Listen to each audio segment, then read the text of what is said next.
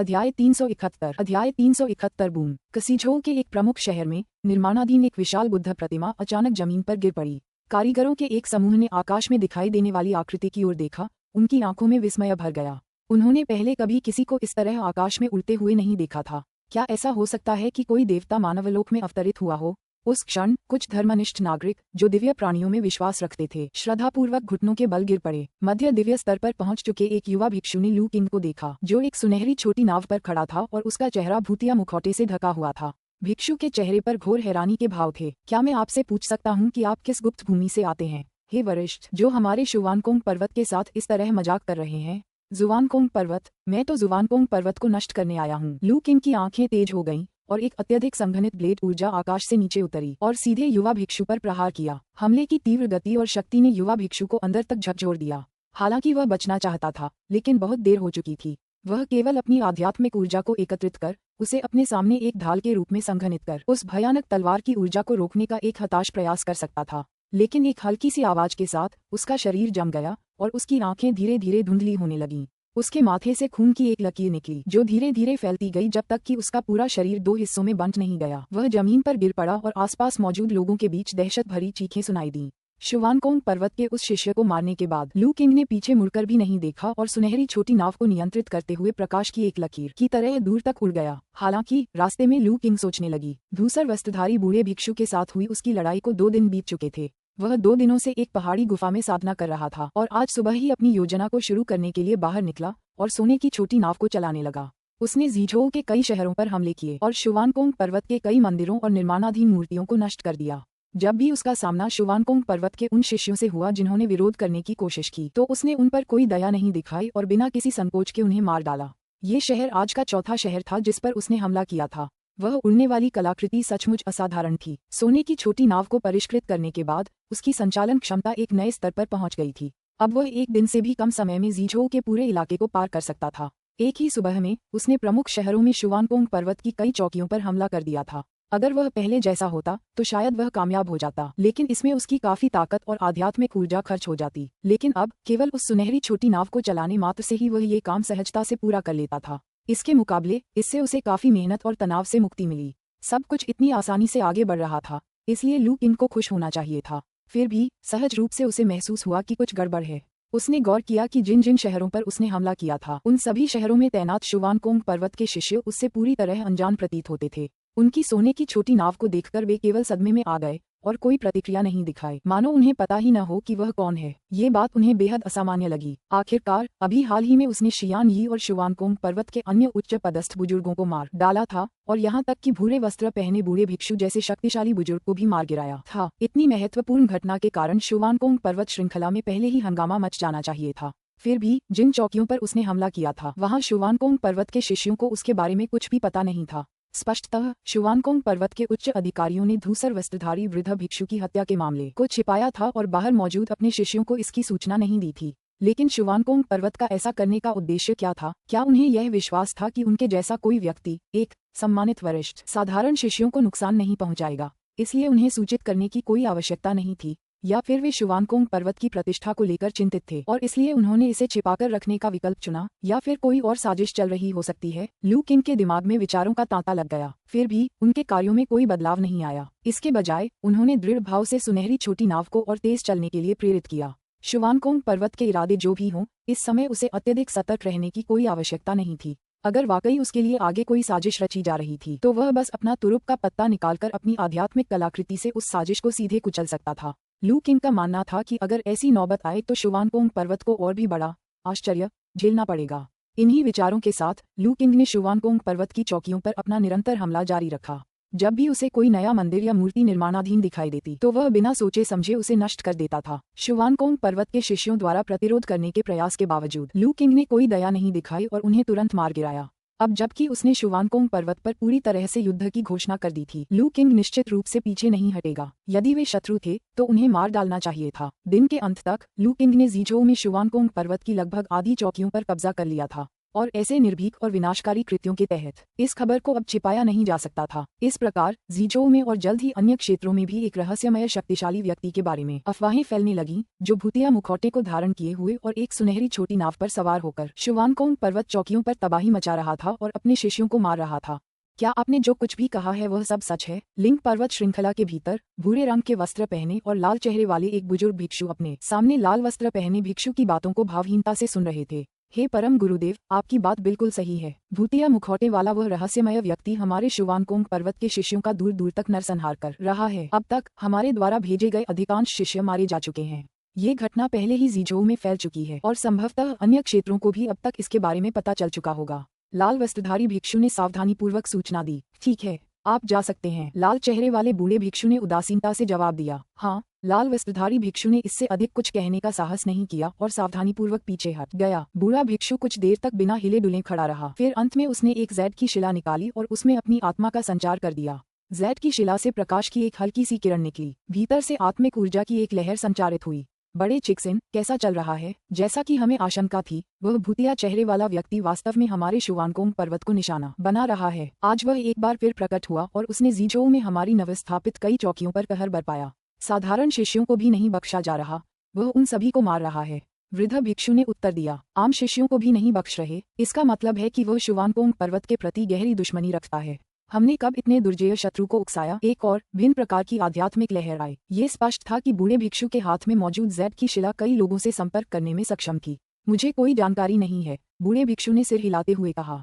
कुरोंग की मृत्यु इतनी गहनता से हुई कि वह अपने पीछे कोई जानकारी नहीं छोड़ गया, और जहां वह गिरा वहां के दिव्य रहस्य पूरी तरह से अस्त व्यस्त हो गए हैं, जिससे कुछ भी निष्कर्ष निकालना असंभव हो गया है। सच कहूं तो वह भूतिया चेहरे वाली आकृति पुरुष है या महिला, मैं निश्चित रूप से नहीं कह सकता, और अटकलें लगाने की कोई जरूरत नहीं है। इतने कम समय में कुरोंग को मार डालने वाला वह भूतिया चेहरा वाला व्यक्ति हमारी ही तरह कोई पुराना अवशेष होना चाहिए। अन्य गुप्त स्थानों में रहने वाले उन कुछ पुराने जीवों और पवित्र पर्वत से आए 3 राक्षसों के अलावा और कोई हो ही नहीं सकता। जैड की शिला से एक आत्मा तरंग ने दृढ़तापूर्वक अपनी बात रखी। सचमुच, खासकर किंगयांग मंदिर के वे दाववादी, वे शुवानकोंग पर्वत में हमसे लंबे समय से द्वेष रखते आए हैं, लेकिन अन्य छिपे हुए देश हाल ही में उभरे हैं और अपने अपने क्षेत्रों को मजबूत करने में व्यस्त हैं। उनके पास हमें परेशान करने का समय नहीं होना चाहिए, तो फिर यह पवित्र पर्वत ही होना चाहिए। उन तीनों राक्षसों के इरादे हमेशा से ही नापाक रहे हैं, वे बेहद संदिग्ध हैं। कुछ समय के लिए जैड की शिला से निकलने वाली आत्मा की तरंगें आपस में बहस करने लगीं। अध्याय 372।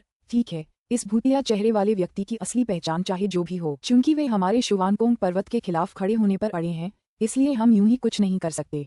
अन्यथा शुवानकोंग पर्वत का अधिकार पूरी तरह से समाप्त हो जाएगा और भविष्य में पश्चिमी राज्य पर नियंत्रण हासिल करना और भी अधिक चुनौतीपूर्ण हो जाएगा। जैड ताबीज के भीतर कई दिव्य आत्मा तरंगें अंतहीन बहस करती रहीं। अंततः पहले वक्ता ने बोलना शुरू किया। इन शब्दों के साथ ही आत्मा की अन्य तरंगें शांत हो गईं। उन सभी को समझ आ गया था कि मठाधीश सही थे। भूत जैसे चेहरे वाले व्यक्ति की पहचान को लेकर अंतहीन बहस करना व्यर्थ था। चूंकि इस व्यक्ति ने शुवानकोंग पर्वत को इस हद तक उकसा दिया था, इसलिए तत्काल कार्य उसे पकड़ना और सार्वजनिक रूप से उसे फांसी देना था। अन्यथा यदि वह पश्चिमी राज्य में अपनी शक्ति का प्रदर्शन जारी रखता है, तो ये शुवानकोंग पर्वत के अधिकार के लिए एक घातक आघात होगा। भविष्य में पश्चिमी राज्यों पर शासन करने की तो बात ही छोड़िए, विश्व पर प्रभुत्व स्थापित करने का लक्ष्य रखना भी कठिन होगा। मठाधीश सही कह रहे हैं। इससे कोई फर्क नहीं पड़ता कि यह व्यक्ति कौन है, जैसे ही हम उसे पकड़ लेंगे सब कुछ स्पष्ट हो जाएगा। बिल्कुल सही, यह व्यक्ति अहंकारी है और स्पष्ट रूप से शुवानकोंग पर्वत को जरा भी महत्व नहीं देता।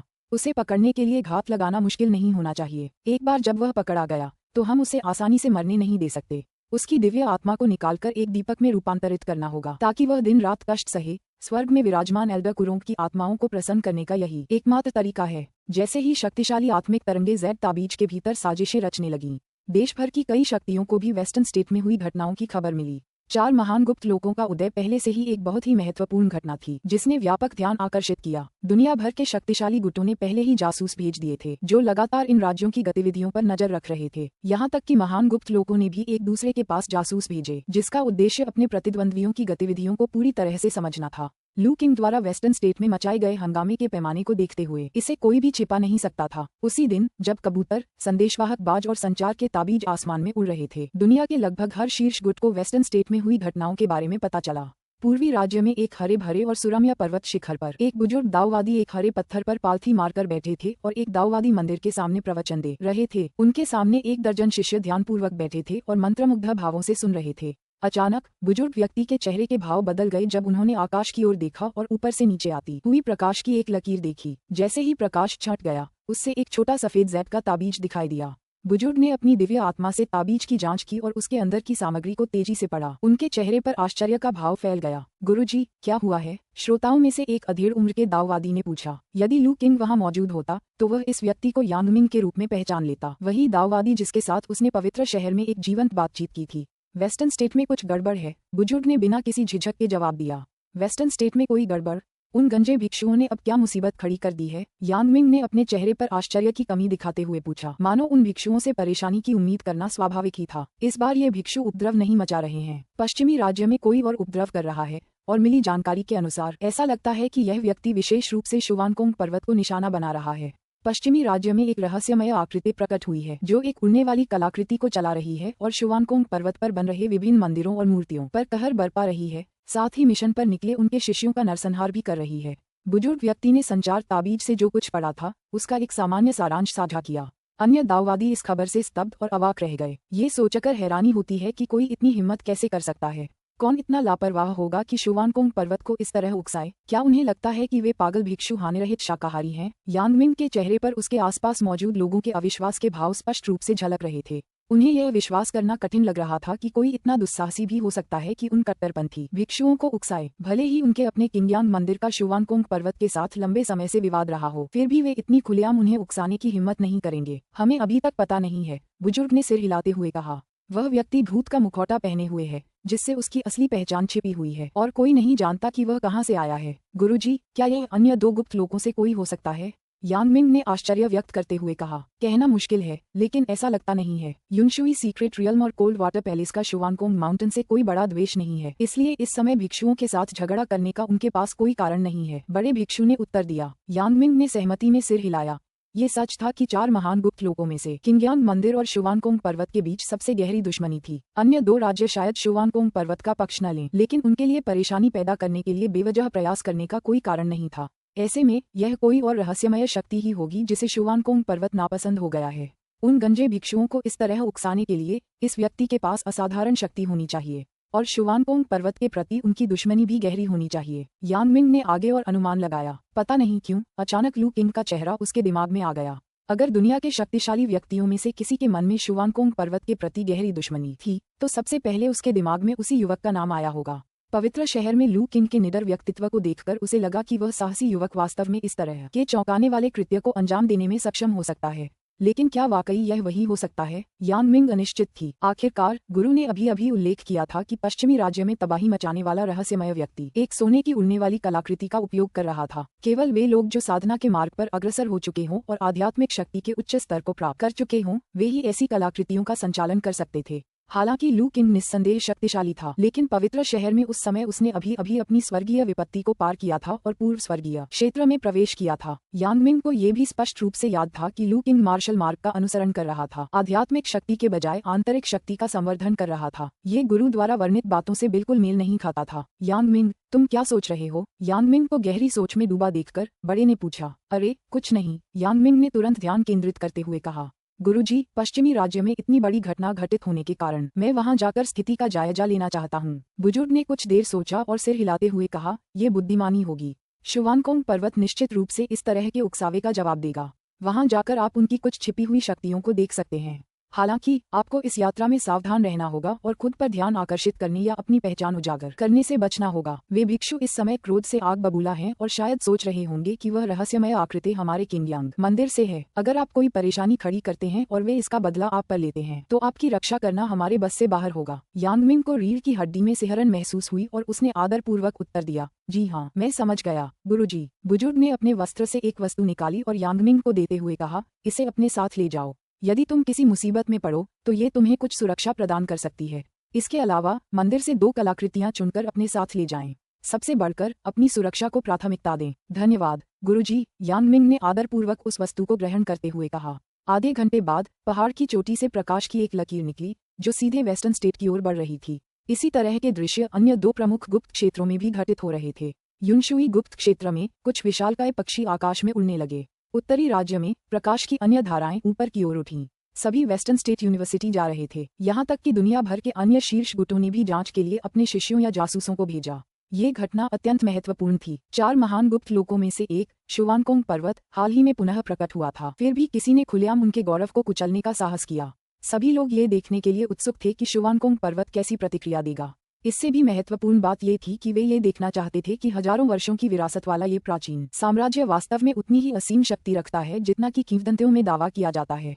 देखते ही देखते वेस्टर्न स्टेट, जो पहले से ही कड़ी निगरानी में था, पूरी दुनिया का ध्यान आकर्षित करने लगा। असंख्य गुटों ने इसमें घुसपैठ करने के लिए लोगों को भेजा। शुवानकोंग पर्वत इस बात से भलीभांति अवगत था, लेकिन कुछ नहीं कर सका। उस रहस्यमय भूतिया चेहरे वाले व्यक्ति द्वारा किए गए व्यापक नरसंहार के कारण खबर सुनते ही उनके द्वारा भेजे गए सभी शिष्य जल्दबाजी में लिंक पर्वत श्रृंखला में लौट आए। कोई भी अपनी जान जोखिम में नहीं डालना चाहता था, खासकर तब जब एक शक्तिशाली खतरा शुवानकोंग पर्वत के शिष्यों का सक्रिय रूप से शिकार कर रहा था। किसी की भी हिम्मत नहीं थी कि वह बाहर रुके। इस स्थिति के कारण शुवानकोंग पर्वत के पास इन सभी बलों के जासूसों को पश्चिमी राज्य में निर्बाध रूप से प्रवेश करने देने के अलावा कोई विकल्प नहीं बचा था। शुवानकोंग पर्वत को सबसे ज्यादा परेशान करने वाली बात ये थी कि भूतिया चेहरे वाले व्यक्ति ने पहले दिन उत्पात मचाने के बाद अचानक गायब हो गया। कई दिनों तक उसका कोई पता नहीं चला। ऐसा लग रहा था मानो वह वेस्टर्न स्टेट छोड़ चुका हो। इससे शुवानकोंग पर्वत की उसे घेरने की घात लगाने की योजना व्यर्थ हो गई। एक छिपी हुई पहाड़ी गुफा के अंदर यान प्रकट हुई और लू किंग के सामने बैठी हुई थी। लू किंग पालथी मारकर बैठा था और शियाओली उसकी गोद में सिमटकर गहरी नींद में सो रहा था। उनके बीच एक बोर्ड रखा गया था और वे खेल में मग्न थे। युवक स्वामी, हमें यहाँ और कितने दिन रुकना होगा? जल्दी नहीं है। 1-2 दिन और रुकने से कोई नुकसान नहीं होगा। लू किंग ने एक काला पत्थर उठाया और उसे बोर्ड पर रख दिया। ऐसा नहीं है कि मैं चिंतित हूँ। मुझे यकीन है कि वे भिक्षु इस समय मुझे ढूंढने के लिए पूरी दुनिया छान रहे होंगे। युवक स्वामी, आपने उनके इतने सारे बुजुर्गों और शिष्यों को मार डाला है और उनके इतने सारे मंदिरों और मूर्तियों को नष्ट कर दिया है। आपने असल में शुवानकोंग पर्वत के सिर पर पैर रख दिया है, इसलिए जाहिर है कि वे चिंतित हैं। यान ने एक सफेद पत्थर उठाया और हंसते हुए उसे बोर्ड पर रखते हुए कहा, लेकिन मुझे जिज्ञासा है युवा स्वामी, आपके पास बाहर उनके सभी शिष्यों को मारने का स्पष्ट अवसर था। आपने उनमें से कुछ को लिंक पर्वत श्रृंखला में वापस भागने क्यों दिया? साधारण शिष्यों का वध करना आसान है, लू किंग ने एक और पत्थर रखते हुए उत्तर दिया। लेकिन मेरी अंतरात्मा कहती है कि शुवानकोंग पर्वत की गतिविधियां कुछ गड़बड़ लग रही हैं। इसलिए एहतियात के तौर पर मैंने कुछ और दिनों तक अवलोकन करने का फैसला किया। उन साधारण शिष्यों के जीवन या मृत्यु का व्यापक परिदृश्य पर कोई प्रभाव नहीं पड़ता। मैं समझ गया। यान सोच में पड़ गया। वह सोच रहा था कि लू किंग ने अपने हमले के चरम पर अचानक छिपने का विकल्प क्यों चुना। पता चला कि उनकी अंतरात्मा ने एक चेतावनी को भांप लिया था। यान विस्मय की भावना से अभिभूत हुए बिना नहीं रह सकी। वास्तव में पुण्य के प्रकाश से धन्य एक महान सौभाग्यशाली संतान होने के नाते ऐसा प्रतीत होता था कि स्वर्गीय मार्ग भी उसकी सहायता कर रहा है। जब भी कोई खतरा उत्पन्न होता था, तुरंत ही एक पूर्व सूचना प्रकट हो जाती थी। शुवानकोंग पर्वत ने ऐसे शत्रु को बनाकर सचमुच एक बुरे सपने में कदम रख दिया था। लेकिन युवा स्वामी, यदि शुवानकोंग पर्वत लिंक पर्वत श्रृंखला में दुबका रहता है, तो क्या आप उनके बारे में कुछ भी करने में असमर्थ नहीं होंगे? तो फिर ऐसा ही हो, लू किंग ने बेपरवाही से कहा। मैं यहाँ शुवानकोंग पर्वत को पूरी तरह से नष्ट करने के उद्देश्य से नहीं आया था। मेरे पास ऐसा करने की शक्ति नहीं है। मैं बस इतना चाहता हूँ कि पश्चिमी राज्य पर नियंत्रण करने की उनकी योजनाओं को नाकाम कर दूं ताकि वे कांगझोउ जाकर ज्यूली गांव में अशांति न फैला सकें।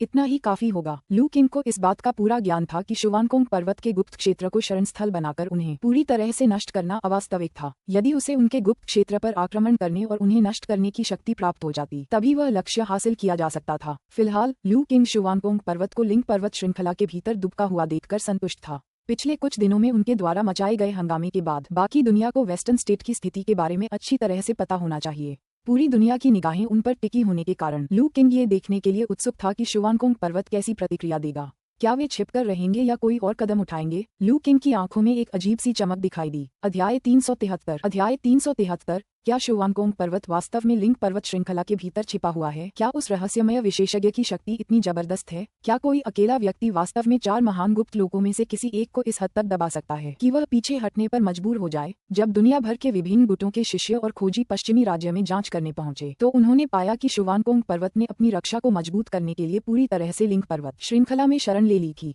इस खुलासे से सभी लोग स्तब्ध रह गए और उन्हें इस पर विश्वास करना लगभग असंभव लगा। आखिरकार ये शुवानकोंग पर्वत था। हजारों वर्षों की विरासत वाले 4 महान गुप्त लोकों में से एक ने हमेशा ही पर्दे के पीछे से व्यापक प्रभाव का प्रयोग किया है। एक अलग थलग रहस्यमय स्थान से गुप्त रूप से दुनिया के शक्ति संतुलन में हेरफेर किया है और अब उन्हें एक रहस्यमय साधक द्वारा एकांतवास में रहने के लिए मजबूर कर दिया गया था। तो क्या शुवानकोंग पर्वत सिर्फ एक नाम मात्र था या वह रहस्यमय साधक वास्तव में इतना भयानक था? एक क्षण के लिए अनगिनत विशेषज्ञों ने एक अजीब सी बेचैनी महसूस की। उनकी निगाहें सामूहिक रूप से लिंग पर्वत श्रृंखला पर टिकी हुई थीं। वे सोचने लगे, क्या शुवानकोंग पर्वत सचमुच बिना कोई प्रतिरोध दिखाए अपने पहाड़ी ठिकाने में ही एकांत में रहेगा? महाराज, क्या हम सचमुच इसी तरह पहाड़ों में छिपे रहेंगे? लिंग पर्वत श्रृंखला में लाल वस्त्र पहने एक भिक्षु ने लाल चेहरे वाले एक बूढ़े भिक्षु से सवाल किया। हालांकि लू किंग ने ग्रैंड एल्डर जियान यी सहित लाल वस्त्रधारी बुजुर्गों के एक समूह को मार डाला था, लेकिन शुवानकोंग पर्वत के कुछ बुजुर्ग बच गए थे और लाल वस्त्रधारी बुजुर्गों का एक हिस्सा अभी भी मौजूद था। अगर हम पहाड़ों में नहीं रुकेंगे तो फिर और कहाँ जाएंगे? लाल चेहरे वाले बूढ़े भिक्षु ने लाल वस्त्रधारी बुजुर्ग पर एक नजर डाली।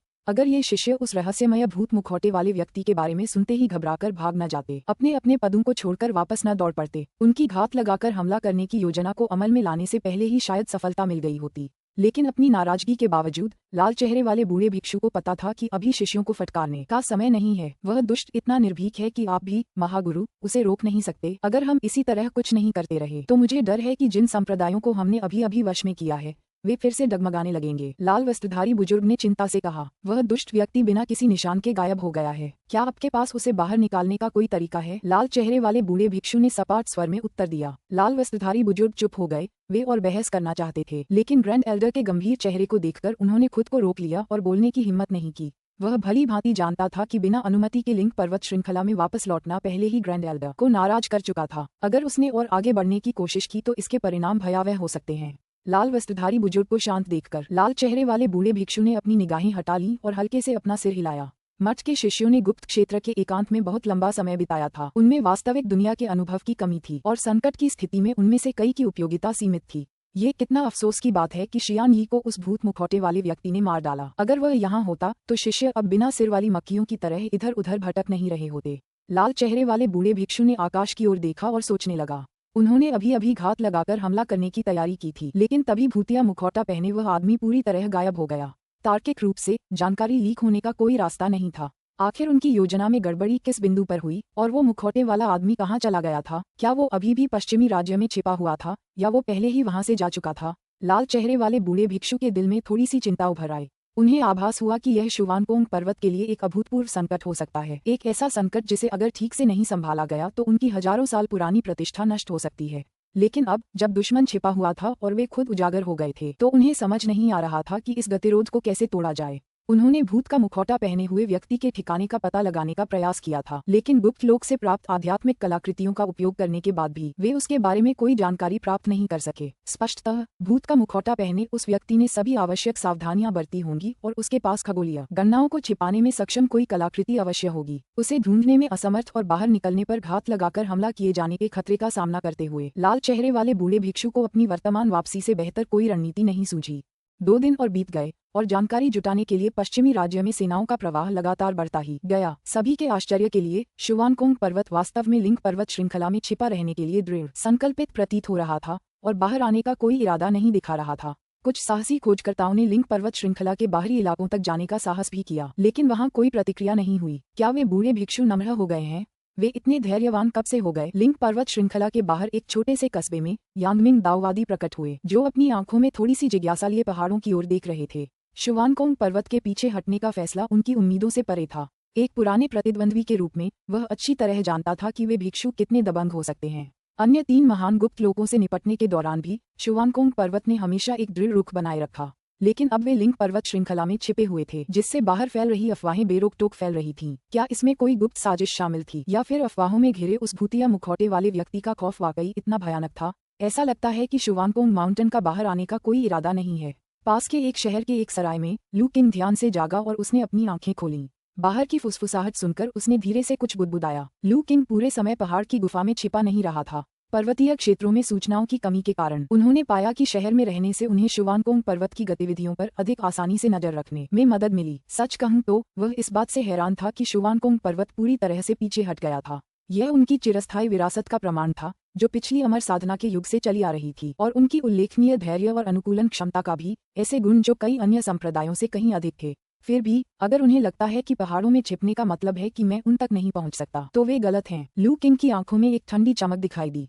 सीनियर यान, चलिए योजना के अनुसार आगे बढ़ते हैं। युवा स्वामी, क्या आप वाकई इसके साथ आगे बढ़ना चाहते हैं? यान की आवाज लू किंग के दिमाग में गूंज उठी। ध्यान रखना, अगर हम ऐसा करते हैं तो ली हुआओ कड़ाही कुछ समय के लिए अनुपयोगी हो जाएगी। कोई बात नहीं, एक बार यह हो जाने पर मैं आपके लिए आध्यात्मिक ऊर्जा जुटाने का सत्र आयोजित कर दूंगा। आपको अपनी आध्यात्मिक ऊर्जा पुनः प्राप्त करने में ज्यादा समय नहीं लगेगा। लू किंग का दृढ़ निश्चय देखकर यान अंततः मान गया। चूंकि यह तुम्हारा फैसला है, इसलिए मैं तुम्हारा अनुसरण करूंगा। तो चलिए चलते हैं। यान के सहमत होते ही लू किंग ने तुरंत सराय से चेकआउट किया और शहर छोड़ने के बाद उसने अपना मुखौटा पहना और एक सुनहरी नाव को बुलाया, जो आकाश में ऊपर की ओर उड़ती हुई लिंग पर्वत श्रृंखला की ओर चली गई। आकाश में सुनहरी रोशनी की एक लकीर चमक उठी। शहर से कुछ ही दूरी पर स्थित लिंग पर्वत श्रृंखला और विभिन्न गुटों के जासूसों से पहले से ही भरे होने के कारण प्रकाश की उस लकीर ने जल्द ही काफी ध्यान आकर्षित कर लिया। वह क्या है? एक सुनहरी लकीर। ऐसा लगता है कि अंदर कोई है। ये वही रहस्यमयी विशेषज्ञ है। आखिरकार उसने अपना चेहरा दिखा ही दिया और वो लिंग पर्वत श्रृंखला की ओर बढ़ रहा है। क्या वह अकेले ही शुवानकोंग पर्वत के गढ़ में जा रहा है? जल्दी करो, उसके पीछे जाओ। मुझे लग रहा है कि कुछ बड़ा होने वाला है। मार्शल आर्टिस्टों की तेज नजर ने उन्हें सुनहरी रोशनी के भीतर उस आकृति की एक झलक देखने की अनुमति दी। हालांकि वे उसका चेहरा नहीं देख पाए, लेकिन वे ये जरूर समझ गए कि सुनहरी चमक में लिपटी हुई एक रहस्यमयी आकृति मौजूद है। हाल की अफवाहों को देखते हुए उन्हें इसमें कोई संदेह नहीं था कि यह वही विशेषज्ञ होना चाहिए जिसने शुवानकोंग पर्वत को लिंग पर्वत के भीतर पीछे हटने के लिए मजबूर किया था। सुनहरी लकीर को लिंग पर्वत श्रृंखला की ओर बढ़ते देख खोजकर्ताओं ने तुरंत समझ लिया कि कुछ बहुत बड़ा घटित होने वाला है। जैसे ही सभी खोजी दल लिंग पर्वत श्रृंखला की ओर बेतहाशा दौड़े, उत्साह का माहौल छा गया। अध्याय 374 जैसे ही लू किंग अपनी सुनहरी नाव पर तेजी से आगे बढ़ा, वह जल्द ही लिंग पर्वत श्रृंखला के बाहरी इलाके में पहुंच गया। रास्ते में पड़ने वाले एक छोटे से कस्बे में सड़कों पर यूं ही घूम रहे दाओवादी यांगमिंग को अचानक कुछ महसूस हुआ। उन्होंने अपना सिर आकाश की ओर उठाया और उनकी आंखें अचानक चौड़ी हो गईं। वो सुनहरी रोशनी, वो तो एक रहस्यमयी शक्ति का स्रोत है। आखिर वो क्या कर रहा है? सुनहरी रोशनी जिस दिशा में जा रही थी, उसे देखकर दाओवादी यांगमिंग के दिल में सिहरन दौड़ गई। उसने सड़क पर रुकने की जहमत नहीं उठाई और अपनी ऊर्जा को बढ़ने दिया। अपनी गति तकनीक को सक्रिय करते हुए आकाश में उड़ान भरी, जिससे देखने वालों की सांसें थम गईं। जब दाओवादी यांगमिंग आकाश में पहुंचे, तब तक सुनहरी रोशनी पूरी तरह से गायब हो चुकी थी, जिससे उन्हें उस दिशा का अनुसरण करना पड़ा जो उन्होंने आखिरी बार देखी थी, यानी लिंग पर्वत श्रृंखला की ओर बढ़ना। स्वाभाविक रूप से लू किंग जानता था कि नीचे कई लोग होंगे जो उसकी गतिविधियों पर नजर रख रहे होंगे, लेकिन उसे कोई चिंता नहीं थी। वास्तव में यह उसकी योजना का ही हिस्सा था। आखिरकार जितने ज्यादा लोग उसके द्वारा किए जाने वाले कृत्य को देखेंगे, उतना ही बेहतर होगा। सुनहरी नाव की गति के साथ लू किंग जल्दी ही लिंग पर्वत श्रृंखला के ऊपर पहुंच गया और नीचे स्थित सबसे भव्य और विशाल चोटी को निहारने लगा। उन्हें यह आभास हो गया था कि कुछ दिन पहले यहाँ आने के बाद से इस क्षेत्र में काफी बदलाव आ चुका है। रक्त और ऊर्जा आकाश की ओर उमड़ पड़ी और न केवल एकत्रित विशेषज्ञों की संख्या बढ़ गई थी, बल्कि क्षेत्र की सांसारिक नसें भी पहले की तुलना में अधिक सटीक रूप से संरेखित प्रतीत हो रही थीं। आसपास की आध्यात्मिक ऊर्जा भी लगातार प्रवाहित हो रही थी और एकत्रित हो रही थी। स्पष्ट है कि शुवानकोंग माउंटेन संप्रदाय यहाँ निष्क्रिय रूप से छिपा नहीं था। इसके बजाय उन्होंने इस अवसर का उपयोग करते हुए आसपास के क्षेत्र में एक काफी मजबूत सैन्य संरचना तैयार कर ली थी। लेकिन क्या उन्हें सच में लगता था कि जल्दबाजी में बनाई गई संरचना उनकी रक्षा कर सकती है? लू किंग की निगाहें ठंडी पड़ गईं। उसने हाथ हिलाकर एक मुद्रा बनाई और उसके गले से अंगूठे के आकार का एक छोटा सा बर्तन उड़कर उसके सामने तैरने लगा। एल्डर यान, अब शुरू करने का समय आ गया है। जैसे ही लू किंग ने ली हुआ कड़ाही को बाहर निकाला, नीचे लिंग पर्वत श्रृंखला में रहने वाले लोगों ने भी आकाश में इस असामान्य घटना को देखा। सब लोग ऊपर देखो। ऊपर क्या है? वो एक सुनहरी नाव, और वहाँ एक आकृति भूत के चेहरे वाला मुखौटा पहने हुए है। यह वही दानव है। राक्षस प्रकट हो गया है। जल्दी से बड़े बुजुर्गों को सूचित करो। लू किंग के पैरों के नीचे की सुनहरी नाव असाधारण रूप से ध्यान आकर्षित कर रही थी, विशेषकर इसलिए क्योंकि वह कुछ समय पहले ही शुवानकोंग पर्वत के शिष्यों का शिकार करने के लिए इसी नाव का इस्तेमाल कर रहा था, जिससे यह उसके पहचाने जाने वाले प्रतीकों में से एक बन गई थी। परिणामस्वरूप जब नीचे शुवानकोंग पर्वत के शिष्यों ने आकाश में असामान्य घटना देखी, तो वे तुरंत सतर्क हो गए। आखिरकार लू किंग की हालिया कार्रवाइयां हद से ज्यादा साहसिक थीं। उन्होंने पूरे शुवानकोंग पर्वत संप्रदाय को दबा दिया और उन्हें लिंग पर्वत श्रृंखला के भीतर छिपने के लिए मजबूर कर दिया। इसी बात ने शुवानकोंग पर्वत के कई शिष्यों के दिलों में गहरा भय पैदा कर दिया था। तुम घबरा क्यों रहे हो? जैसे ही शुवानकोंग पर्वत के शिष्य घबराने लगे, अचानक लाल चेहरे वाले एक बूढ़े भिक्षु की आकृति प्रकट हुई, जिसने पहले घबराए हुए शिष्यों को डांटा और फिर आकाश की ओर गंभीरता से देखा। उन्हें उम्मीद नहीं थी कि लू किंग ऐसे समय में खुलेआम प्रकट होंगी। लू किंग को सुनहरी नाव पर खड़ा देखकर उसका दिल दुख से भर गया। जबकि साधारण शिष्यों को ग्रैंड एल्डर्स के मामलों की जानकारी नहीं थी, वह कैसे यह नहीं पहचान सका कि यह कुरोंग की कलाकृति थी? तुम कौन हो और हमारे शुवानकोंग पर्वत से तुम्हारी क्या दुश्मनी है जो तुम्हें हमारे शिष्यों का पीछा करने के लिए उकसाती है? हालांकि लाल चेहरे वाले भिक्षु के मन में लू किंग के प्रति घृणा भरी हुई थी, फिर भी वह उसकी पहचान सुनिश्चित करना चाहता था। पिछले कुछ दिनों में लू किंग ने जिस तरह की सावधानी बरती थी, उसे देखते हुए अब खुलेआम प्रकट होना निश्चित रूप से किसी असामान्य बात का संकेत था।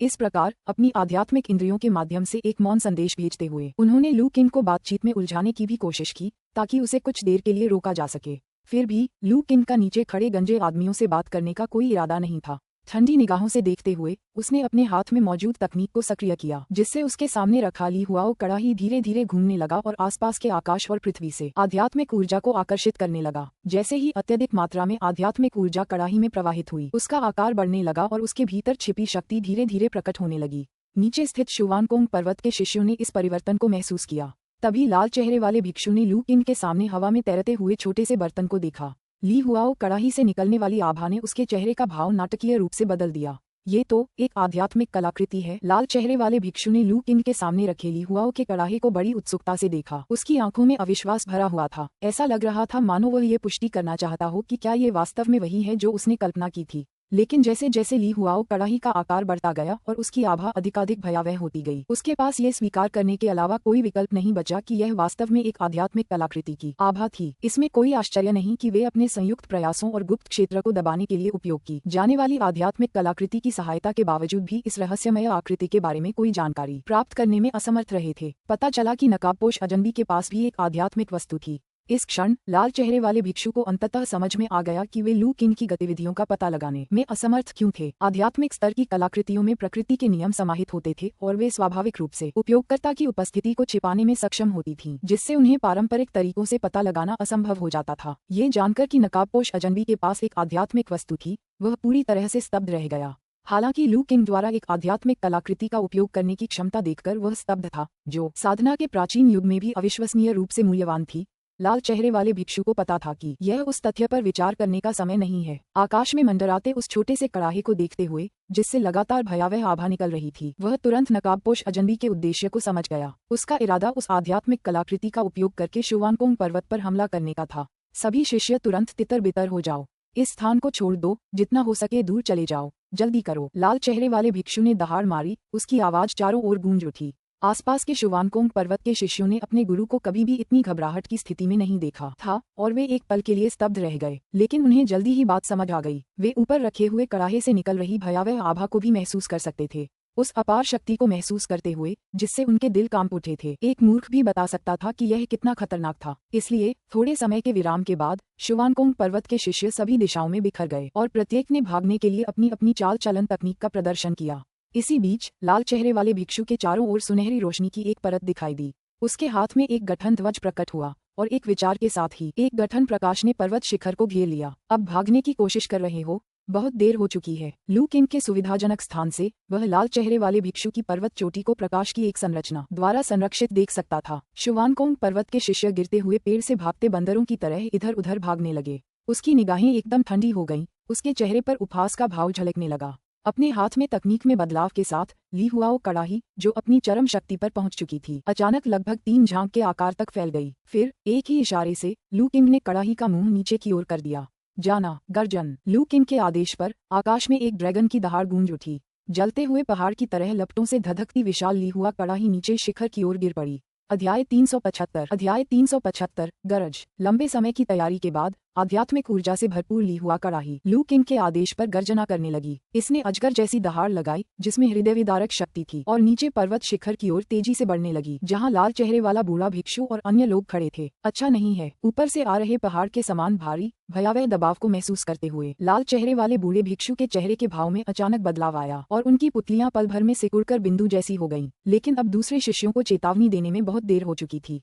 वह केवल अपनी आत्मा की शक्ति को अपने हाथ में पकड़े हुए ध्वज में केंद्रित कर सकता था। आत्मा की शक्ति के प्रवाह के साथ उस पर्वत शिखर पर स्थित संरचना, जहां लाल चेहरे वाला बूढ़ा भिक्षु खड़ा था, एक शानदार चमक के साथ सक्रिय हो गई और एक ऐसी बाधा का निर्माण किया जिसने पूरे पर्वत को घेर लिया। इस बचाव कार्य को पूरा करने के बाद भी लाल चेहरे वाले बूढ़े भिक्षु को सुरक्षा का कोई एहसास नहीं हुआ। उसके शरीर से सुनहरी रोशनी की एक किरण निकली जिसने उसके चारों ओर एक सुरक्षात्मक कवच बना दिया। हालांकि यह विवरण लंबा लग सकता है, लेकिन वास्तव में सब कुछ पलक झपकते ही हो गया था। जिस क्षण लू किंग ने ली हुआओ कड़ाही को नीचे की ओर प्रहार करने का निर्देश दिया, उस क्षण से लेकर जब लाल चेहरे वाले बूढ़े भिक्षु ने गठन को सक्रिय किया, वह सब कुछ पलक झपकते ही घटित हो गया। जैसे ही गठन अवरोध रोशन हुआ, ली हुआ कड़ाही उससे टकरा गई। आध्यात्मिक कलाकृति की शक्ति भयावह थी। यद्यपि लू किंग का वर्तमान साधना स्तर कड़ाही की पूरी शक्ति का 1% भी उपयोग करने के लिए पर्याप्त नहीं था, फिर भी लंबे समय से तैयार किया गया यह विनाशकारी प्रहार शुवानकोंग पर्वत की जल्दबाजी में बनाई गई सुरक्षा घेरा की सहनशीलता से परे था। इस प्रकार लाल चेहरे वाले बूढ़े भिक्षु द्वारा निर्मित सुरक्षा कवच अभी चमकना शुरू ही हुआ था कि गिरते हुए ली हुआओ के कड़ाहे के नीचे वह पलक झपकते ही अंडे के छिलके की तरह चकनाचूर हो गया। फिर शुवानकोंग पर्वत के कई शिष्यों की भयभीत निगाहों के बीच कड़ाही पर्वत की चोटी से टकरा गई। बूम! एक छोटे पहाड़ के आकार का ली हुआओ कड़ाही नीचे गिर पड़ा, जिससे जमीन और पहाड़ पल भर में कांप उठे। इसके अतुलनीय रूप से मजबूत शरीर ने टकराने पर पहाड़ में एक विशाल गड्ढा बना दिया।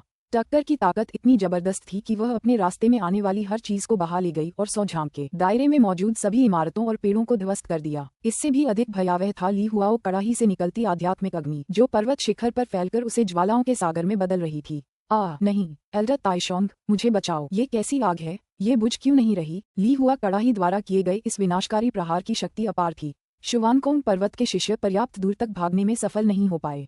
धीमी गति से चलने की तकनीक का इस्तेमाल करने वाले कुछ शिष्य प्रभाव के क्षण में ही भयानक आघात की चपेट में आ गए। उनके आंतरिक अंग चकनाचूर हो गए और वे तुरंत मर गए। जो लोग किसी तरह बिजली के झटके से बच निकले, वे ऊपर से बरसती भीषण लपटों से नहीं बच पाए। ली हुआओ कड़ाही से निकलने वाली ज्वालाएं आध्यात्मिक अग्नि थीं, जो न केवल भौतिक शरीर बल्कि आत्मा को भी जला देती थीं। जब तक कोई व्यक्ति इसके संपर्क में आता था, तब तक किसी विशेष तकनीक या सुरक्षात्मक वस्तु के बिना लक्ष्य के पूरी तरह से जल जाने तक आग को बुझाना लगभग असंभव था। शुवानकोंग पर्वत के शिष्यों के पास, जिनमें से सबसे उन्नत शिष्य ही पूर्व दिव्य क्षेत्र में थे, इस आध्यात्मिक कलाकृति की ज्वालाओं की प्रचंड शक्ति का विरोध करने का कोई तरीका नहीं था। चाहे उन्होंने खुद को बचाने के लिए वास्तविक ऊर्जा का इस्तेमाल किया हो या आध्यात्मिक ऊर्जा का, या फिर जमीन पर लोटपोट हुए हों, वे आध्यात्मिक अग्नि को जरा भी बुझा नहीं सके। देखते ही देखते पूरी पर्वत चोटी शुवानकोंग पर्वत के शिष्यों की हताश चीखों से भर गई, जो निराशा से गूंज रही थीं। नीचे के भयावह दृश्य को देखते हुए लू किंग आकाश में मंडराता रहा, उसके चेहरे पर कोई भाव नहीं बदला। पवित्र पर्वत पर वापस आकर शुवानकोंग पर्वत के गंजे भिक्षुओं ने उनके गुरु को जबरन धर्म परिवर्तन कराने की कोशिश की थी। बाद में उन्होंने उन्हें मारने के लिए बार बार वुजियान टॉवर के हत्यारों को भेजा था। उसके और शुवानकोंग पर्वत के बीच दुश्मनी पहले ही स्थापित हो चुकी थी। उनमें से केवल एक ही जीवित रह सकता था, क्योंकि वे उसके शत्रु थे, इसलिए दया दिखाने का कोई कारण नहीं था। उदासीन दृष्टि से लू किंग ने नीचे आग के सागर में संघर्ष करते और चीखते हुए शिष्यों को देखा। उसने अपना हाथ बढ़ाया और पहाड़ के गड्ढे से अभी भी धधकती हुई ली हुआ कड़ाही धीरे धीरे ऊपर उठने लगी। जैसे जैसे वह ऊपर उठता गया, उसका आकार छोटा होता गया और वह उसके करीब आता गया। जब तक वह उस तक पहुंचा, तब तक वह केवल अंगूठे के आकार का रह गया था और लू किंग के हाथ में आ गिरा। युवक स्वामी, मैं अब आपकी और मदद नहीं कर सकता, अब से सावधान रहें। इस समय लू किंग के मन में यान की कमजोर आवाज गूंज उठी। निश्चिंत रहिए सीनियर, आराम करने के लिए अपना समय लीजिए। लू किंग ने गंभीरता से सिर हिलाया और ली हुआओ कड़ाही को एक तरफ रख दिया। वह यान की थकावट को महसूस कर सकता था। यही एक आध्यात्मिक कलाकृति का अनमोल गुण था। किसी कलाकृति आत्मा की उपस्थिति में यह अपने स्वामी के नियंत्रण की आवश्यकता के बिना ही जबरदस्त शक्ति का प्रदर्शन कर सकता है। वास्तव में लू किंग के वर्तमान साधना स्तर को देखते हुए यान की मदद के बिना उसके लिए ली हुआओ कड़ाही की पूरी शक्ति को प्रकट करना असंभव होता। आध्यात्मिक ऊर्जा की अपार मात्रा ही उसे पल भर में पूरी तरह से थका देती। हालांकि पिछले हमले ने ली हुआओ कड़ाही के भीतर लंबे समय से संचित सभी आध्यात्मिक आकर्षण को समाप्त कर दिया था। कुछ समय आराम करने का मौका मिले बिना ठीक होना मुश्किल होगा। जैसे ही उसने ली हुआओ कड़ाही को एक तरफ रखा, लू किंग को कुछ महसूस हुआ और उसने नीचे की ओर देखा। वहां उसने देखा कि कड़ाही के प्रभाव से बने गड्ढे से एक आकृति धीरे धीरे रेंगकर बाहर निकल रही है। वह लाल चेहरे वाला बूढ़ा भिक्षु था, लेकिन इस बार बूढ़ा भिक्षु शांत नहीं था। उसका रूप रंग अत्यंत दुखद था। उसका वस्त्र तार तार हो चुका था। उसके शरीर का आधा हिस्सा मांस रहित था, केवल जली हुई हड्डियां ही बची थीं। उसके आंतरिक अंगों को धुंधला सा धड़कते हुए देखा जा सकता था, जो एक भयावह दृश्य प्रस्तुत कर रहा था। यदि उसके आंतरिक अंगों की रक्षा करने वाली सुनहरी रोशनी की परत न होती, तो वह अब तक मर चुका होता। फिर भी लाल चेहरे वाले बूढ़े भिक्षु के पास अपनी चोटों की देखभाल करने के लिए एक पल भी समय नहीं था। उसने अपने आसपास के शिष्यों की कमजोर होती चीखों को भी अनसुना कर दिया और पूरी दहशत के साथ आकाश में लू किंग की ओर देखने लगा। पिछली हड़ताल की ताकत बहुत भयावह थी। यदि उस गठन द्वारा प्रदान की गई क्षणिक बाधा न होती, तो वह ली हुआओ कड़ाही की सीधी चपेट में आने से बच नहीं पाता। अब तक तो उसका शरीर पूरी तरह से चूर चूर हो चुका होता और शव का कोई नामो निशान नहीं बचता। ली हुआ कड़ाही, प्राचीन ली हुआ संप्रदाय की संरक्षक आध्यात्मिक कलाकृति, ये तुम्हारे हाथों में है। क्या तुम ली हुआ संप्रदाय के उत्तराधिकारी हो? लाल चेहरे वाले बूढ़े भिक्षु की आवाज कर्कश थी। उनके लहजे में अविश्वास स्पष्ट झलक रहा था। लू किंग द्वारा बुलाए गए विशालकाय कड़ाहे के रूप और शक्ति को देखकर उसे अंततः अपने मंदिर के प्राचीन ग्रंथों में दर्ज कुछ प्राचीन अभिलेख याद आ गए। बूढ़े गंजे गधे, मुझे उम्मीद नहीं थी कि तुम में इतनी सहनशक्ति होगी कि तुम मेरे ली हुआओ कड़ाही के प्रहार को भी सह सकोगे। लू किंग ने बूढ़े भिक्षु के आंतरिक अंगों को ढकने वाली सुनहरी रोशनी को देखा और समझ गया कि भिक्षु अवश्य कोई खजाना ले जा रहा होगा, अन्यथा सीधे प्रहार के बिना भी वह ली हुआओ कड़ाही के उस भयानक हमले से बच नहीं पाता। मन ही मन उसने आह भरी, शिखर आधार स्थापना चरण में एक साधक के लचीलेपन को समझते हुए उनके जीवन रक्षक तरीके वास्तव में प्रभावशाली थे। ये सचमुच ली हुआओ का कड़ाहा है। लू किन की बातें सुनकर लाल चेहरे वाले बूढ़े भिक्षु को पता चल गया कि उसका अनुमान सही था और उसका अविश्वास और भी बढ़ गया। उनके मंदिर के प्राचीन अभिलेखों के अनुसार ली हुआ संप्रदाय, जो एक प्राचीन अमर संप्रदाय था, अंतिम साधना युग के समाप्त होने से बहुत पहले ही नष्ट हो गया था। इसका संरक्षक आध्यात्मिक कलाकृति ली हुआ कड़ाही बिना किसी निशान के गायब हो गई थी। लेकिन अब हजारों वर्षों बाद आध्यात्मिक ऊर्जा के पुनरुत्थान के बीच ली हुआओ कड़ाही फिर से प्रकट हो गई है और इसे एक शक्तिशाली रहस्यमय व्यक्ति द्वारा संचालित किया गया था। क्या ऐसा हो सकता है कि ली हुआओ संप्रदाय का विनाश एक दिखावा था, ठीक वैसे ही जैसे 4 महान गुप्त लोकों का था, और यह संप्रदाय शुरू से ही एक गुप्त लोक में छिपा हुआ था, आध्यात्मिक क्षय की लंबी अवधि से बचकर निकला था और अब उभरने की तैयारी कर रहा था। लेकिन ली हुआ संप्रदाय शुवानकोंग पर्वत के प्रति शत्रुतापूर्ण क्यों होगा? प्राचीन साधना काल में भी दोनों संप्रदायों के बीच कोई खास दुश्मनी नहीं थी। लाल चेहरे वाले बूढ़े भिक्षु के मन में अनगिनत विचार और अटकलें उमड़ रही थीं। लेकिन अगले ही पल उसके भीतर खतरे की एक प्रबल अनुभूति उत्पन्न हो गई। बिना एक पल भी सोचे लाल चेहरे वाले बूढ़े भिक्षु ने तुरंत बचने के लिए एक तरफ खिसक गए। जैसे ही वह हिला, ऊर्जा की एक तेज धार उसके बगल में गिरी और उस जगह पर जमीन में एक गहरा निशान बना दिया जहां वह अभी खड़ा था। लेकिन इससे पहले कि वह सांस ले पाता, ऊपर से तलवार की ऊर्जा के अनगिनत और वार बरसने लगे, जो उसकी ओर बढ़ते हुए आपस में उलझते चले गए। उसने अभी अभी एक आध्यात्मिक कलाकृति को सक्रिय किया है। उसके पास अभी भी इतनी आध्यात्मिक शक्ति कैसे बची है? तलवारों की ऊर्जा के आगामी आक्रमण को देखते हुए लाल चेहरे वाले बूढ़े भिक्षु के चेहरे पर निराशा की एक झलक दिखाई दी। इससे पहले ली हुआओ कड़ाही से निकलने वाली ऊर्जा को सहन करने के लिए उसने अपनी सारी शक्ति लगा दी थी। अब बुरी तरह घायल, उसका सुरक्षात्मक कवच क्षतिग्रस्त और उसकी आध्यात्मिक शक्ति लगभग समाप्त हो चुकी थी। उसके पास लू किन के निरंतर तलवार हमलों से बचाव करने की कोई ताकत नहीं बची थी। इसके अलावा वह पूरी तरह से हैरान था। ली हुआओ कड़ाही का इस्तेमाल करने के बाद भी लू किंग अप्रभावित और इतना बड़ा हमला करने में सक्षम कैसे दिख सकता था? ये तर्क से परे था। ये देखकर कि लाल चेहरे वाला बूढ़ा भिक्षु लू किंग की तलवार की ऊर्जा से टुकड़े टुकड़े होने ही वाला था, तभी दूर से अविश्वसनीय गति से सुनहरी रोशनी की एक लकीर गुजरी, जिसने ब्लेड की ऊर्जा को पीछे छोड़ दिया और एक अर्ध पारदर्शी सुनहरी घंटी में बदल गई, जिसने लाल चेहरे वाले बूढ़े भिक्षु को अपने भीतर सुरक्षित कर लिया। Clang clang clang. लू किंग की तलवार की ऊर्जा सुनहरी घंटी से टकराई, लेकिन वह उसकी सुरक्षा को भेद नहीं सकी। हालांकि इससे घंटी में भीषण कंपन हुई, लेकिन अंततः यह उसे भेदने और अंदर मौजूद भिक्षु को मारने में विफल रही। बड़े जिनचोंग। अपने चारों ओर सुनहरी घंटी को देखकर लाल चेहरे वाले बूढ़े भिक्षु का चेहरा खुशी से चमक उठा। लू किंग को भी कुछ महसूस हुआ। उसने दूर क्षितिज की ओर देखा, फिर उसने देखा कि पर्वत श्रृंखला की गहराई से कई शक्तिशाली आकृतियां तेजी से उसकी ओर आ रही हैं। उसे तुरंत समझ आ गया कि शुवानकोंग पर्वत से अतिरिक्त सैनिक आ चुके हैं। बिना किसी और झिझक के उसके पैरों के नीचे मौजूद सुनहरी उड़ने वाली नाव चमक उठी, जिससे वह प्रकाश की एक धारा में परिवर्तित हो गया, जो तेजी से पहाड़ के बाहरी इलाके की ओर उड़ गई। लू किंग के जाने के 10 सांसों के भीतर ही आकाश में अपार शक्ति का प्रदर्शन करती हुई कई आकृतियां प्रकट हुईं। वे भूरे रंग के वस्त्र पहने हुए बुजुर्ग भिक्षु थे, बिल्कुल उस लाल चेहरे वाले बूढ़े भिक्षु की तरह। भागने की कोशिश कर रहे हो। भिक्षुओं के चेहरे सदमे और क्रोध से भरे हुए थे। उन्होंने नीचे फैली तबाही को देखा और फिर उस दिशा में देखा जिधर लू किंग भागा था, उसका पीछा करने के लिए तैयार। हे एल्डर जिनचोंग, रुकिए, उस आदमी का पीछा नहीं करना चाहिए। ये देखकर लाल चेहरे वाला बूढ़ा भिक्षु भयभीत हो गया। उसने अपनी चोटों की परवाह न करते हुए तुरंत अपनी आध्यात्मिक शक्ति को केंद्रित किया और चिल्ला उठा। उसकी घबराहट में उसके भीतर खजाने से सुरक्षित अंग भी फट गए, जिससे उसे खून की उल्टी होने लगी। उनकी तीव्र प्रतिक्रिया को देखकर बड़े भिक्षु, हालांकि हैरान थे, रुक गए और उनके पास उतर गए। बड़े चिक्सिन, आप कैसे हैं? हमें उस राक्षस का पीछा क्यों नहीं करना चाहिए? भिक्षुओं में से एक ने पूछा। उस दुष्ट के मूल का पता नहीं है और वह एक आध्यात्मिक कलाकृति का इस्तेमाल करता है। अगर हम लापरवाही से उसका पीछा करेंगे तो कौन जाने क्या हो सकता है। लाल चेहरे वाले बूढ़े भिक्षु ने तुरंत उत्तर दिया। एक आध्यात्मिक कलाकृति, ये कैसे संभव है? अन्य भिक्षु तुरंत स्तब्ध रह गए। ये सच है, लाल चेहरे वाले भिक्षु ने पुष्टि की। इन आध्यात्मिक ज्वालाओं को देखो, ये उसी कलाकृति द्वारा उत्पन्न हुई हैं। ये ज्वालाएं अत्यंत शक्तिशाली हैं, जो सब कुछ जलाकर राख कर देती हैं। कोई भी जीवित प्राणी जो इनके संपर्क में आता है, जब तक कि वह फाउंडेशन एस्टेब्लिशमेंट स्टेज या उससे ऊपर का न हो, वह जिंदा जल जाएगा। भिक्षुओं ने अपने चारों ओर की लपटों को ध्यान से देखा। उनके चेहरे गंभीर हो गए। अपनी अनुभवी दृष्टि से वे इन लपटों की भयावह प्रकृति को आसानी से देख सकते थे। भिक्षुओं में से एक ने गंभीर चेहरे के साथ पूछा, यदि ये ज्वालाएं इतनी शक्तिशाली हैं, तो हमारे सभी शिष्य अपनी आत्मबोध शक्ति के माध्यम से। उन्होंने पहाड़ पर लाल चेहरे वाले बूढ़े भिक्षु के अलावा जीवन के कोई अन्य संकेत नहीं देखे।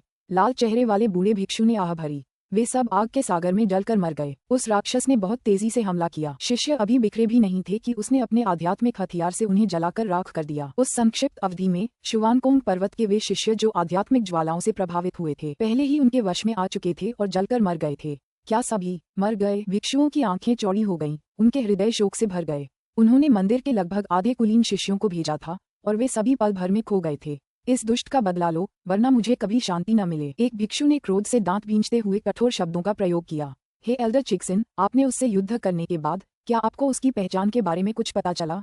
उसने इतनी क्रूरता से, इतने निर्दयी तरीकों से हमारे शुवानकोंग पर्वत के शिष्यों का नरसंहार क्यों किया? दूसरे भिक्षु ने पूछा। मैं उसे पहचान नहीं सका, लेकिन मैंने उसके हाथ में मौजूद आध्यात्मिक कलाकृति को पहचान लिया। यह अमर युग के प्राचीन ली हुआओ संप्रदाय की खोई हुई संरक्षक कलाकृति थी, ली हुआओ कड़ाही। जब लाल चेहरे वाले बूढ़े भिक्षु ने अपनी शंकाएं दूसरों के साथ साझा की, लिंग पर्वत श्रृंखला के किनारे से काफी ऊपर एक धुंधली आभा सफेद बादल के भीतर छिपी हुई थी। आखिर यह नकाबपोश आदमी कौन है जो आध्यात्मिक कलाकृति को इतनी कुशलता से चला रहा है? यांगमिंग दाओइस्ट ने लिंग पर्वत के ऊपर जलती हुई आग की ओर देखा। उनकी आंखें सदमे से चौड़ी हो गईं।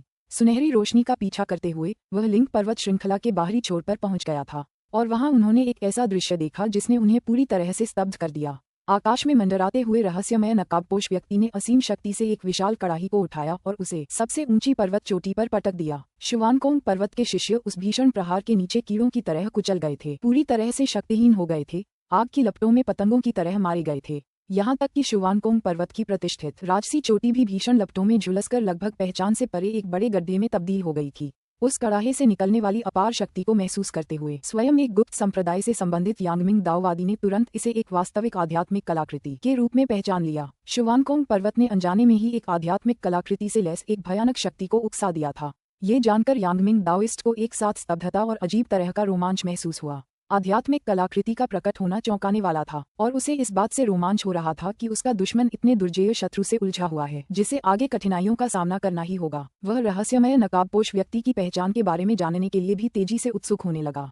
वह एक आध्यात्मिक कलाकृति थी। उनके अपने संप्रदाय किंगयांग मंदिर के पास केवल एक ही थी, और वह भी एक गुप्त क्षेत्र में बंधी हुई थी जिसे बाहर निकालना असंभव था। ये रहस्यमय नकाबपोश शख्स कौन था जिसके पास पूरी तरह से काम करने वाली आध्यात्मिक कलाकृति थी? अध्याय 376 लू किंग एक छोटी सुनहरी नाव पर तेजी से उड़ गया और अपने पीछे सतर्क रहा। हालांकि लिंग पर्वत श्रृंखला से काफी दूर उड़ जाने के बाद भी उसे किसी के द्वारा पीछा किए जाने का आभास नहीं हुआ। यह महसूस करते हुए उसने समझ लिया कि उसका प्रतिद्वंद्वी सतर्क था और पीछा करने की हिम्मत नहीं कर रहा था। वह एक सुनसान पहाड़ी जंगल में उतरा, खुद को छिपा लिया और फिर अपनी उपस्थिति को छुपाने के लिए एक साधारण सुरक्षा घेरा बना लिया। इन कार्यों को पूरा करने के बाद लू किंग ने आखिरकार खुद को आराम करने की अनुमति दी। शुवानकोंग पर्वत पर किया गया यह अचानक हमला वास्तव में एक सोची समझी रणनीति के तहत उठाया गया कदम था। हालांकि ली हुआओ कड़ाही की शक्ति अद्वितीय थी और ज्यादातर यान द्वारा नियंत्रित थी, फिर भी उस एक प्रहार की तैयारी में उसकी आध्यात्मिक ऊर्जा की काफी मात्रा की आवश्यकता पड़ी थी। अगर शुवानकोंग पर्वत पर सुरक्षा व्यवस्था होती तो उसका भाग निकलना इतना आसान नहीं होता। लू किंग अच्छी तरह जानता था कि उसकी वर्तमान साधना के स्तर के साथ ली हुआओ कड़ाही का उपयोग करना भी शुवानकोंग पर्वत को नष्ट करने के लिए वास्तव में पर्याप्त नहीं होगा। उस लाल चेहरे वाले बुजुर्ग को देखकर ही यह साबित हो गया कि उच्च स्तर के फाउंडेशन एस्टेब्लिशमेंट कल्टीवेटर की ताकत उन्हें जबरदस्त जीवित रहने की क्षमता प्रदान करती है, जिससे उन्हें मारना मुश्किल हो जाता है। सौभाग्यवश ऐसा प्रतीत हुआ कि शुवानकोंग पर्वत ने कभी यह अनुमान नहीं लगाया था कि कोई उनके गढ़ पर सीधे हमला करने का साहस करेगा। इससे शुवानकोंग पर्वत कुछ समय के लिए व्यस्त रहेगा। लू किंग ने मन ही मन बुदबुदाया। उसे उस लाल चेहरे वाले बुजुर्ग को न मार पाने का कोई अफसोस नहीं था। बुजुर्ग को इतनी गंभीर चोटें आई थीं कि ठीक होने में शायद सालों लग जाते। इसके अलावा भले ही बुजुर्ग व्यक्ति ठीक हो जाए, लेकिन उसकी जीवन शक्ति इतनी बुरी तरह से क्षतिग्रस्त हो चुकी थी कि उसकी उम्र को देखते हुए गोल्डन कोर दायरे तक पहुंचने की संभावना अब लगभग न के बराबर थी। आखिरकार किसी आध्यात्मिक वस्तु की शक्ति कोई मामूली बात नहीं है। आध्यात्मिक ज्वाला का वह प्रहार जिसमें विधि की शक्ति का अंश समाहित था, बुजुर्ग की नींव को स्थायी रूप से क्षतिग्रस्त करने के लिए पर्याप्त था। इसी कारण लू किंग को इस बात से कोई फर्क नहीं पड़ता था कि लाल चेहरे वाला बुजुर्ग जीवित रहे या मर जाए। उसने शुवानकोंग पर्वत के कई कुलीन शिष्यों का नरसंहार किया था, इतना कि उन्हें काफी पीड़ा हुई थी। कम से कम शुवानकोंग पर्वत को निकट भविष्य में अपनी सुरक्षा पर ध्यान केंद्रित करना होगा, जिससे उसके पास अन्य मामलों में हस्तक्षेप करने की शक्ति नहीं बचेगी। इस तरह उन्होंने अप्रत्यक्ष रूप से ज्यूली गांव और वेई परिवार के सामने मौजूद संकट को कम करने में मदद की। ए किंग, तुम कमाल हो। श्याओ ली लू किंग के आलिंगन से बाहर निकली और प्रशंसा भरी निगाहों से उसकी ओर देखने लगी। वह छोटा प्राणी पहले सचमुच सदमे में था। किसने सोचा होगा कि लू किंग द्वारा शिल्पकारी के लिए इस्तेमाल किया जाने वाला विशाल कड़ाहा इतना शक्तिशाली हो सकता है। एक ही प्रहार में उसने पूरे पहाड़ में एक विशाल छेद कर दिया था। उस प्रहार की भयावह शक्ति ने जियाओ ली को भी भयभीत कर दिया था। ये तो बस एक जादुई खजाने की शक्ति है, लू किंग ने उस छोटे से जीव के सिर पर थपथपाते हुए कहा। अब मेरा ध्यान रखना, मुझे एकांत में जाकर अपनी ऊर्जा पुनः प्राप्त करनी है। हालांकि ली हुआओ कड़ाही को चलाने में यान ने नेतृत्व किया था, लेकिन लू किंग की ऊर्जा खपत काफी अधिक थी। उनकी साधना के कारण ही उनकी आध्यात्मिक ऊर्जा समान स्तर के अन्य साधकों की तुलना में कई गुना अधिक समृद्ध थी। पंच तत्व लौकी की उपस्थिति के कारण उनकी आध्यात्मिक ऊर्जा की शुद्धता एक आधारभूत साधक की आध्यात्मिक ऊर्जा के बराबर भी हो सकती थी। यदि किसी अन्य चीज शोधन साधक ने ली हुआ कड़ाही का उपयोग करने का प्रयास किया होता तो वे पल भर में पूरी तरह से शक्तिहीन हो जाते, जिससे खजाने का उपयोग करना असंभव हो जाता। समझ गई टिल्ड, शियाओ ली ने आज्ञाकारी भाव से उत्तर दिया। जैसे ही लू किंग ने एकांत साधना शुरू की, शुआनकोंग पर्वत पर हुए हमले की खबर फैलने लगी। लिंग पर्वत श्रृंखला में हुई हलचल इतनी भीषण थी कि ध्यान से देखने वालों की नजर से बच पाना असंभव था। हाल के दिनों में पूरे राज्य की सेनाओं ने जानकारी जुटाने के लिए पश्चिमी राज्य में लोगों को भेजा था। असंख्य निगाहें लिंग पर्वत श्रृंखला पर टिकी हुई थीं। इसके अलावा लू किंग ने हमले से पहले अपने रास्ते को छिपाने का कोई प्रयास नहीं किया था। कई खोजकर्ताओं ने आकाश में सुनहरी रोशनी को फैलते हुए देखने का दृश्य देखा था। लिंग पर्वत श्रृंखला के बाहरी इलाके में पहले से ही घात लगाए बैठे इन जासूसों में से कुछ ने लू किंग को ली हुआओ कड़ाही का उपयोग करके हमला करते हुए भी देख लिया था। लू किंग के जाने के कुछ ही समय बाद लिंग पर्वत श्रृंखला पर हमले की खबर, साथ ही शुआनकोंग पर्वत पर हुए भारी नुकसान की खबर फैलने लगी और कुछ ही दिनों में पश्चिमी राज्य के हर कोने तक पहुंच गई। अचानक पूरे पश्चिमी राज्य में हंगामा मच गया। क्या ये सच है? एक रहस्यमय साधक ने अकेले ही शुआनकोंग पर्वत पर हमला करने का साहस किया। बिल्कुल सच है। इतने सारे गवाह थे और लिंग पर्वत श्रृंखला में लगी आग अभी तक बुझी भी नहीं है। ऐसी अफवाह है कि शुआनकोंग पर्वत को भारी नुकसान हुआ है, जिसमें कई कुलीन शिष्य और बुजुर्ग मारे गए हैं। क्या ये सच हो सकता है? बिल्कुल सही। आपको उस रहस्यमय साधक के प्रहार की भयावह शक्ति देखनी चाहिए थी। अफवाहें कहती हैं कि उसने एक पौराणिक दिव्य खजाने का इस्तेमाल किया और एक ही वार में धरती को हिला दिया और पहाड़ों को चकनाचूर कर दिया। शुआनकोंग पर्वत के शिष्य भाग भी नहीं सके, वे सब आग की लपटों में घिर गए। एक दिव्य खजाना, क्या ये रहस्यमय आकृति उन महान साधकों में से एक हो सकती है? ऐसा लगता है कि यह संभव है। इसमें कोई आश्चर्य नहीं कि उस रहस्यमय साधक ने शुआनकोंग पर्वत को चुनौती देने का साहस किया। आखिरकार वह अमर लोगों में से एक है।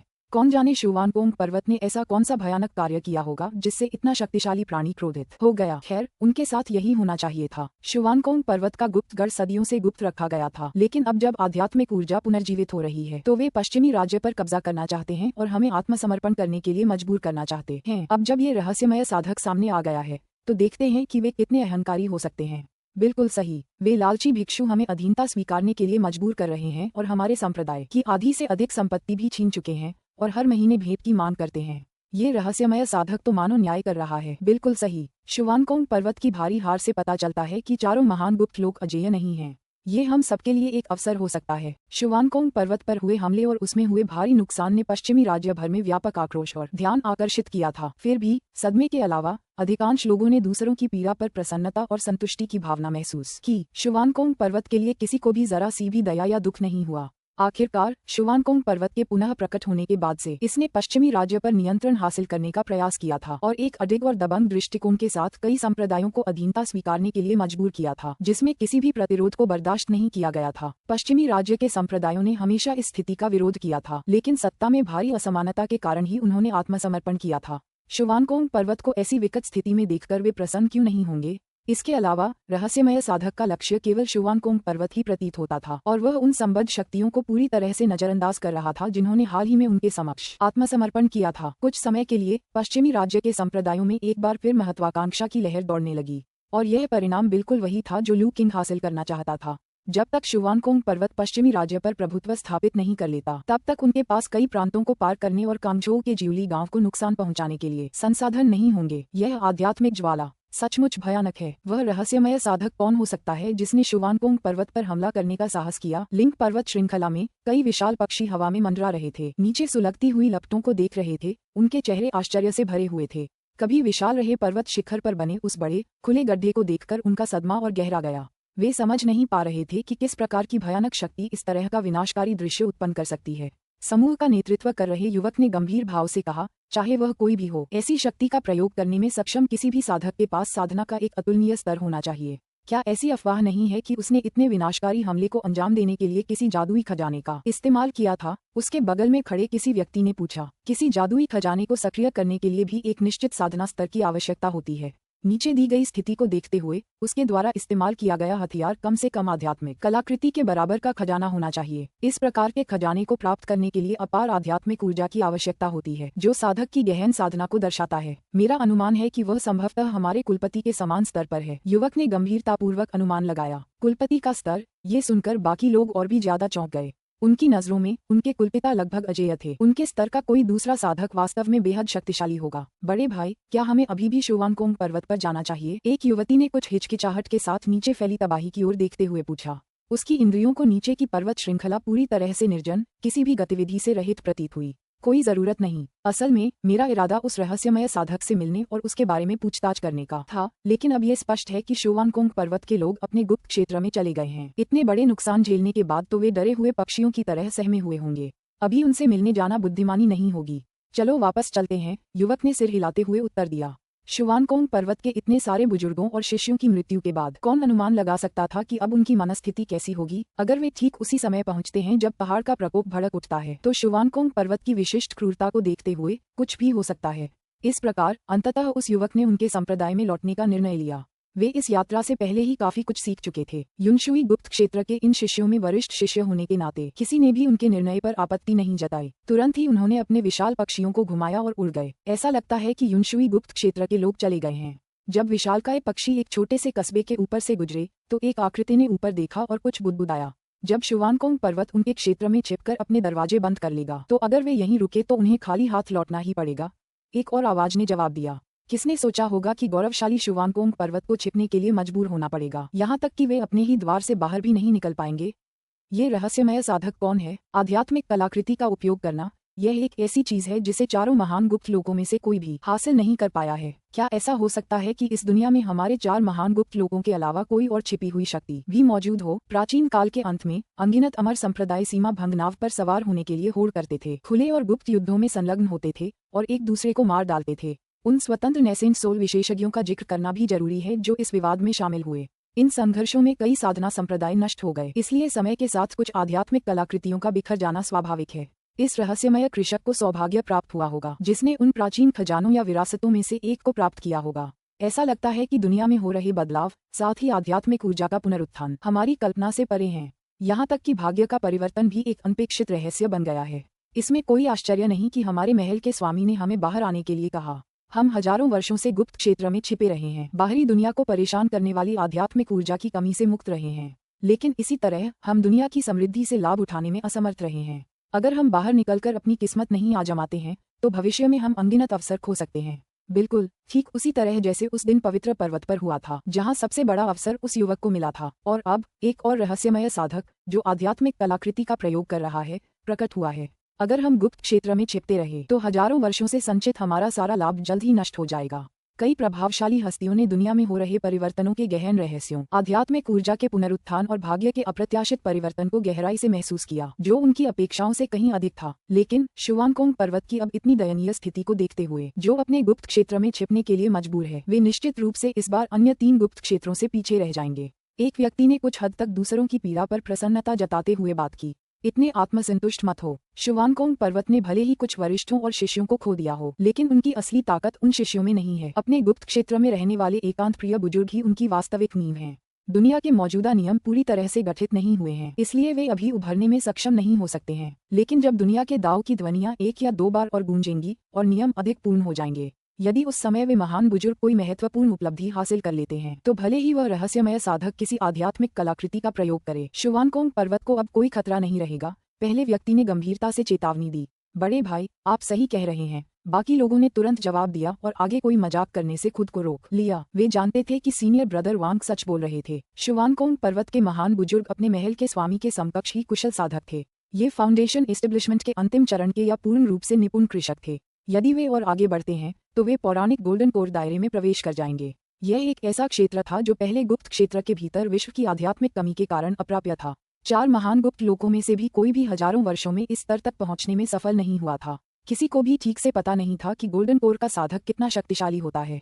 वे अपने पूर्वजों द्वारा प्रदत्त प्राचीन अभिलेखों से ही गोल्डन कोर के उस्तादों की शक्ति की झलकियां प्राप्त कर सकते थे। फिर भी उन अभिलेखों में दिए गए विवरण भी उनके दिलों में लालसा जगाने के लिए काफी थे। यह अनुमान लगाया जा सकता था कि यदि शुवानकोंग पर्वत के महान बुजुर्ग किसी तरह से सफलता प्राप्त कर लेते हैं तो उनकी वर्तमान समस्या आसानी से हल हो जाएगी। उस समय कौन कह सकता था कि 4 महान गुप्त लोगों में से कौन सा सबसे शक्तिशाली होगा। ठीक है, शो खत्म हो गया, हमें भी चलना चाहिए, मुख्य कलाकार ने कहा। लेकिन सीनियर ब्रदर, क्या हम यहाँ उस रहस्यमय साधक की पहचान की जांच करने नहीं आए थे? एक व्यक्ति ने पूछा। इसकी कोई आवश्यकता नहीं है। आध्यात्मिक कलाकृति का उपयोग करने में सक्षम कोई भी व्यक्ति हमारी पहुंच से बाहर है। अगर हम बहुत गहराई से पूछताछ करके उसे उकसाते हैं तो क्या होगा अगर वह बेझोह में आकर हमारे हांशवी महल के साथ भी वैसा ही बर्ताव करे? क्या आपको लगता है कि हम इसे झेल पाएंगे? लिंग पर्वत श्रृंखला में हुए उस भयावह दृश्य को याद करके अन्य लोग सिहर उठे। वास्तव में शुवानकोंग पर्वत उस रहस्यमय साधक के हमले का सामना नहीं कर सका। भला उनका हांशवी महल कैसे अलग हो सकता था? उस आध्यात्मिक कलाकृति की शक्ति ऐसी थी कि फाउंडेशन एस्टेब्लिशमेंट के साधक भी उससे बचने की कोशिश करते थे क्योंकि वे उसकी शक्ति का प्रतिरोध करने में असमर्थ थे। तुरंत ही समूह ने जल्दबाजी में जवाब दिया, वरिष्ठ भाई, आप सही कह रहे हैं। चलिए वापस चलते हैं। कई दिनों बाद लिंग पर्वत श्रृंखला में लगी आग धीरे धीरे शांत हो गई। ऐसा लग रहा था मानो शुवानकोंग पर्वत के शिष्य गायब हो गए हों। अब वे कहीं दिखाई नहीं दे रहे थे। हालांकि शुवानकोंग पर्वत पर हुए विनाशकारी नुकसान की खबर केवल पश्चिमी राज्य तक ही सीमित नहीं रही। धीरे धीरे यह अन्य राज्यों में फैल गया और अंततः पूरी दुनिया को हिलाकर रख दिया। अध्याय 377। ऐसा लगता है कि शुवानकोंग पर्वत का फिलहाल बाहर आने का कोई इरादा नहीं है। लिंग पर्वत श्रृंखला के किनारे पर लू किंग ने एक छिपाव ताबीज से अपनी उपस्थिति छुपा ली और धीरे धीरे खुद से बातें करने लगा। अपनी पूरी ताकत वापस पाने के लिए कई दिनों तक एकांत में प्रशिक्षण लेने के बाद लू किंग लिंग पर्वत श्रृंखला में लौट आया, जिसका इरादा शुवानकोंग पर्वत को थोड़ा और डराना था।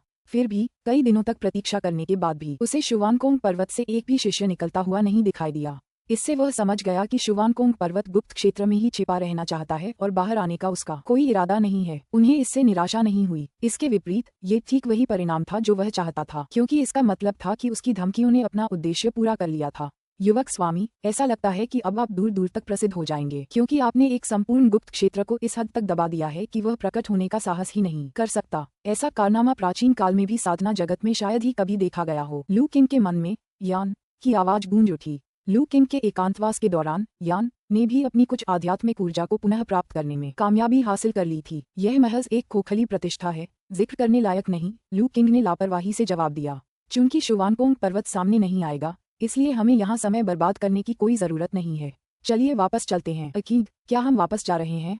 जियाओ ली ने पूछा। हाँ, हम इतने लंबे समय से दूर थे कि शियाओ यान हमें बहुत याद कर रही होगी। अगर हम जल्दी वापस नहीं आए तो वो छोटी बच्ची रोने लगेगी, लू किंग ने हंसते हुए कहा। शियाओ ली को भी शियाओ यान की याद आती है, शियाओ ली ने थोड़ी उदास आवाज में कहा। लू किंग ने उसके सिर पर थपथपाया। तो चलिए अब चलते हैं। इतना कहकर लू किंग ने लिंग पर्वत श्रृंखला पर एक आखिरी ठहरती हुई नजर डाली और फिर आगे बढ़ गया। उसकी चलने की तकनीक ने उसे बिना आवाज किए दूर तक गायब होने की अनुमति दी। इस बार वह रुका नहीं और सीधे वेस्टर्न स्टेट से आगे बढ़ गया। अपनी पहचान छिपाने के लिए उसने स्वर्ण नौक का उपयोग नहीं किया, बल्कि ताबीज की शक्ति का उपयोग करके पैदल यात्रा की। ताबीज की शक्ति से उसे जो ऊर्जा मिली, उसकी गति स्वर्ण नौक पर यात्रा करने की तुलना में बहुत धीमी नहीं थी। आधे दिन से भी अधिक समय बाद लू किंग ने वेस्टर्न स्टेट छोड़ दिया था। उसने वेस्टर्न स्टेट की दिशा में पीछे मुड़कर देखा। ये यात्रा फलदायी सिद्ध हुई।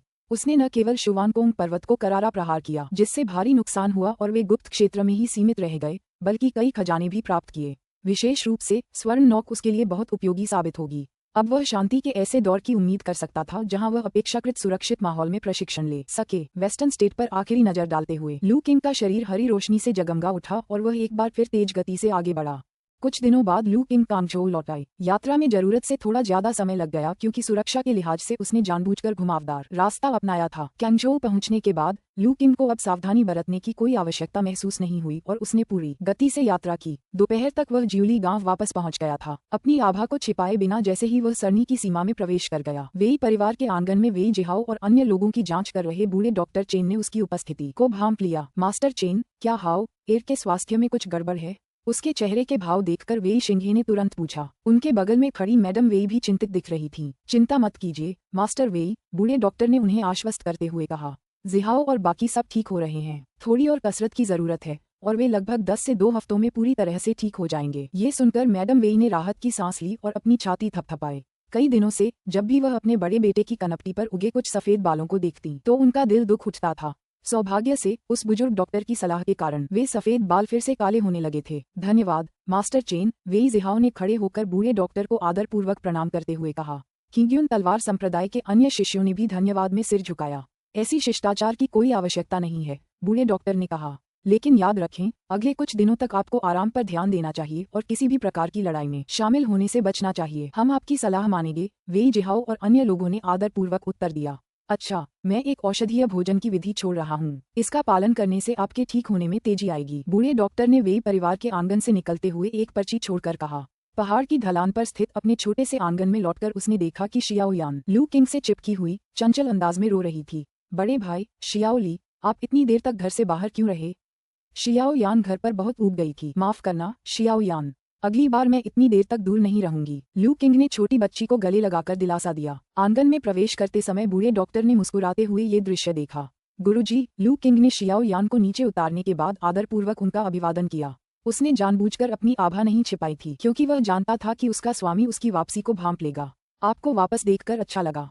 आपको कोई परेशानी तो नहीं हुई? बूढ़े डॉक्टर ने पूछा। नहीं, सब कुछ सुचारू रूप से चला। बूढ़े डॉक्टर ने सिर हिलाया और लू किंग से उसकी यात्रा के बारे में विस्तार से जानने के लिए दबाव नहीं डाला, क्योंकि वह जानता था कि अगर चर्चा करने लायक कुछ होता तो लू किंग खुद ही इस बारे में बात शुरू कर देता। जैसा कि उम्मीद थी, लू किंग ने थोड़ी देर बाद बोलना शुरू किया। गुरुजी, मैं इस बार कुछ मामलों को निपटाने के लिए पश्चिमी राज्य गया था। मुझे लगता है कि अब हमारे यहाँ शांति का दौर रहेगा। उसने अपने स्वामी को वेस्टर्न स्टेट में घटी घटनाओं का संक्षिप्त विवरण दिया। हालांकि कांगझोउ काफी दूरस्थ स्थान था और वहां सूचनाएं धीमी गति से पहुंचती थीं, फिर भी पश्चिमी राज्य में हुई घटनाओं की खबरें व्यापक रूप से फैल चुकी थीं। जबकि अन्य लोग शायद यह न जानते हों कि ली हुआ कड़ाही का उपयोग करके शुवानकोंग पर्वत पर किसने हमला किया, लेकिन उनके गुरु वेई शानहाई और अन्य लोग जैसे ही इसके बारे में सुनेंगे, निस्संदेह पहचान लेंगे कि यह किसने किया था। बूढ़ा डॉक्टर आश्चर्यचकित और भयभीत दोनों था। अकीग, तुमने इस बार काफी बड़ा जोखिम उठाया है। शुवानकोंग पर्वत का इतिहास हजारों वर्षों पुराना है, इसलिए यह कोई साधारण संप्रदाय नहीं है।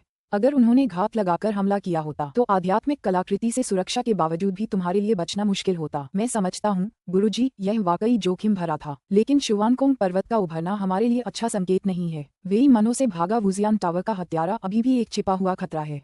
मुझे तो शक है कि उसने हमें ढूंढ भी लिया होगा। मैं शुवानकोंग पर्वत को पश्चिमी राज्य पर इतनी आसानी से नियंत्रण स्थापित करने नहीं दे सकता। अन्यथा अगर वे अपने संसाधनों का इस्तेमाल करने लगें तो हमें जल्द ही और भी बड़ी मुसीबतों का सामना करना पड़ सकता है। उस हत्यारे को याद करते हुए जो पहले उससे बच निकला था, बूढ़ा डॉक्टर चुप हो गया। वह जानता था कि लू किंग की चिंता जायज थी, फिर भी अपने शिष्य द्वारा इस यात्रा में उठाए गए जोखिमों के बारे में सोचकर उसे भय का अनुभव हुआ। अंत में उन्होंने कहा, बहुत अच्छा, यह अच्छी बात है कि आप सुरक्षित वापस आ गए, लेकिन मुझे उम्मीद है कि आप भविष्य में अधिक सतर्क रहेंगे। मैं याद रखूंगा गुरुजी, लू किंग ने अपने गुरु की चिंताओं को जानते हुए वादा किया। लू किंग की वापसी पर किसी का ध्यान नहीं गया, यहाँ तक कि वेई शानहाई को भी इसके बारे में अगले दिन ही पता चला जब वह बूढ़े डॉक्टर के साथ चाय पीने आया था। हालांकि उसने बस यही मान लिया कि लू किंग एकांत में प्रशिक्षण के लिए गई हुई है और उसने इस बारे में ज्यादा सोचा नहीं। कुछ दिनों बाद जब पश्चिमी राज्य में हुई घटनाओं की खबर कांगझोउ पहुंची, तब जाकर स्थिति स्पष्ट हुई। अपने जासूसों से मिली रिपोर्टों को सुनकर, विशेष रूप से एक रहस्यमय साधक द्वारा शुवानकोंग पर्वत के शिष्यों और बुजुर्गों पर हमला करने के लिए एक विशाल कड़ाही का इस्तेमाल करने की खबर सुनकर वेई शानहाई और वेई शिंगे स्तब्ध और अनिश्चित रह गए। जासूस के जाने के बाद वेई शिंगे खुद को रोक नहीं पाया। कुलपति, क्या रिपोर्टों में उल्लिखित वह विशाल कड़ाही? वेई शानहाई ने पहाड़ की ढलान पर बने छोटे से आंगन की ओर देखा। ऐसा लगता है कि लू शियालांगजुन के हालिया लापता होने के दौरान वह एकांत में नहीं थे, बल्कि किसी सचमुच अभूतपूर्व घटना में शामिल थे। अध्याय 378। सुबह सुबह लू परिवार के पीछे बांस के जंगल में लू किंग पालती मारकर बैठी थी। आसपास के आकाश और पृथ्वी में व्याप्त आध्यात्मिक ऊर्जा धागे धागे करके उसके शरीर में समाहित हो रही थी। समय बीतता गया और लू किंग के वेस्टर्न स्टेट से लौटने को 1 महीना हो चुका था।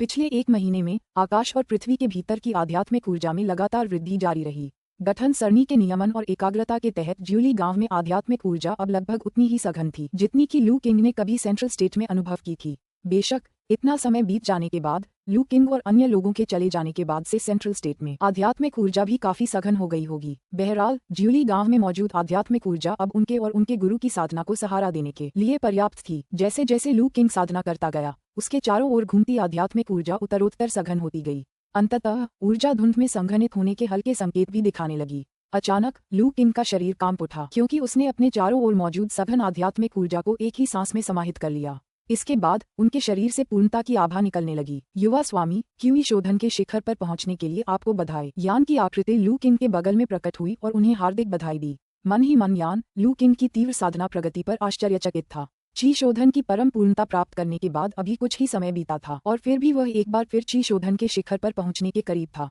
अब वह नींव स्थापित करने से बस एक कदम दूर था। बिना पूर्व जानकारी के किसी को यह विश्वास करना मुश्किल लगेगा कि लू किंग पंच तत्व शरीर शोधन तकनीक का अभ्यास कर रहा था, जो अमर साधना के प्राचीन युग की एक प्रथा है जो अपनी धीमी प्रगति के लिए प्रसिद्ध है। मेरी प्रगति अभी भी कुछ धीमी लग रही है, लू किंग ने सिर हिलाते हुए जवाब दिया। यान की चुप्पी को भांपते हुए लू किंग ने आगे कुछ नहीं कहा।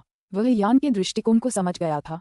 सामान्य साधकों की तुलना में उसकी प्रगति वास्तव में बहुत तेज थी। अपनी मजबूत नींव और साथ ही अपने जीवन बद्ध कलाकृति पंच तत्व लौकी की शक्ति के बल पर पंच तत्व शरीर शोधन तकनीक भी उनकी साधना की गति को सीमित नहीं कर सकी। हालांकि लू किंग का लक्ष्य कभी भी केवल अपने स्तर के लोगों के साथ अपनी तुलना करना नहीं था। स्वर्गीय दाऊ ध्वनियों की अंतिम प्रतिध्वनि के बाद से 1 महीने से अधिक समय बीत चुका है। स्वर्गीय नियमों का विकास धीरे धीरे एक नई सीमा तक पहुंच रहा था।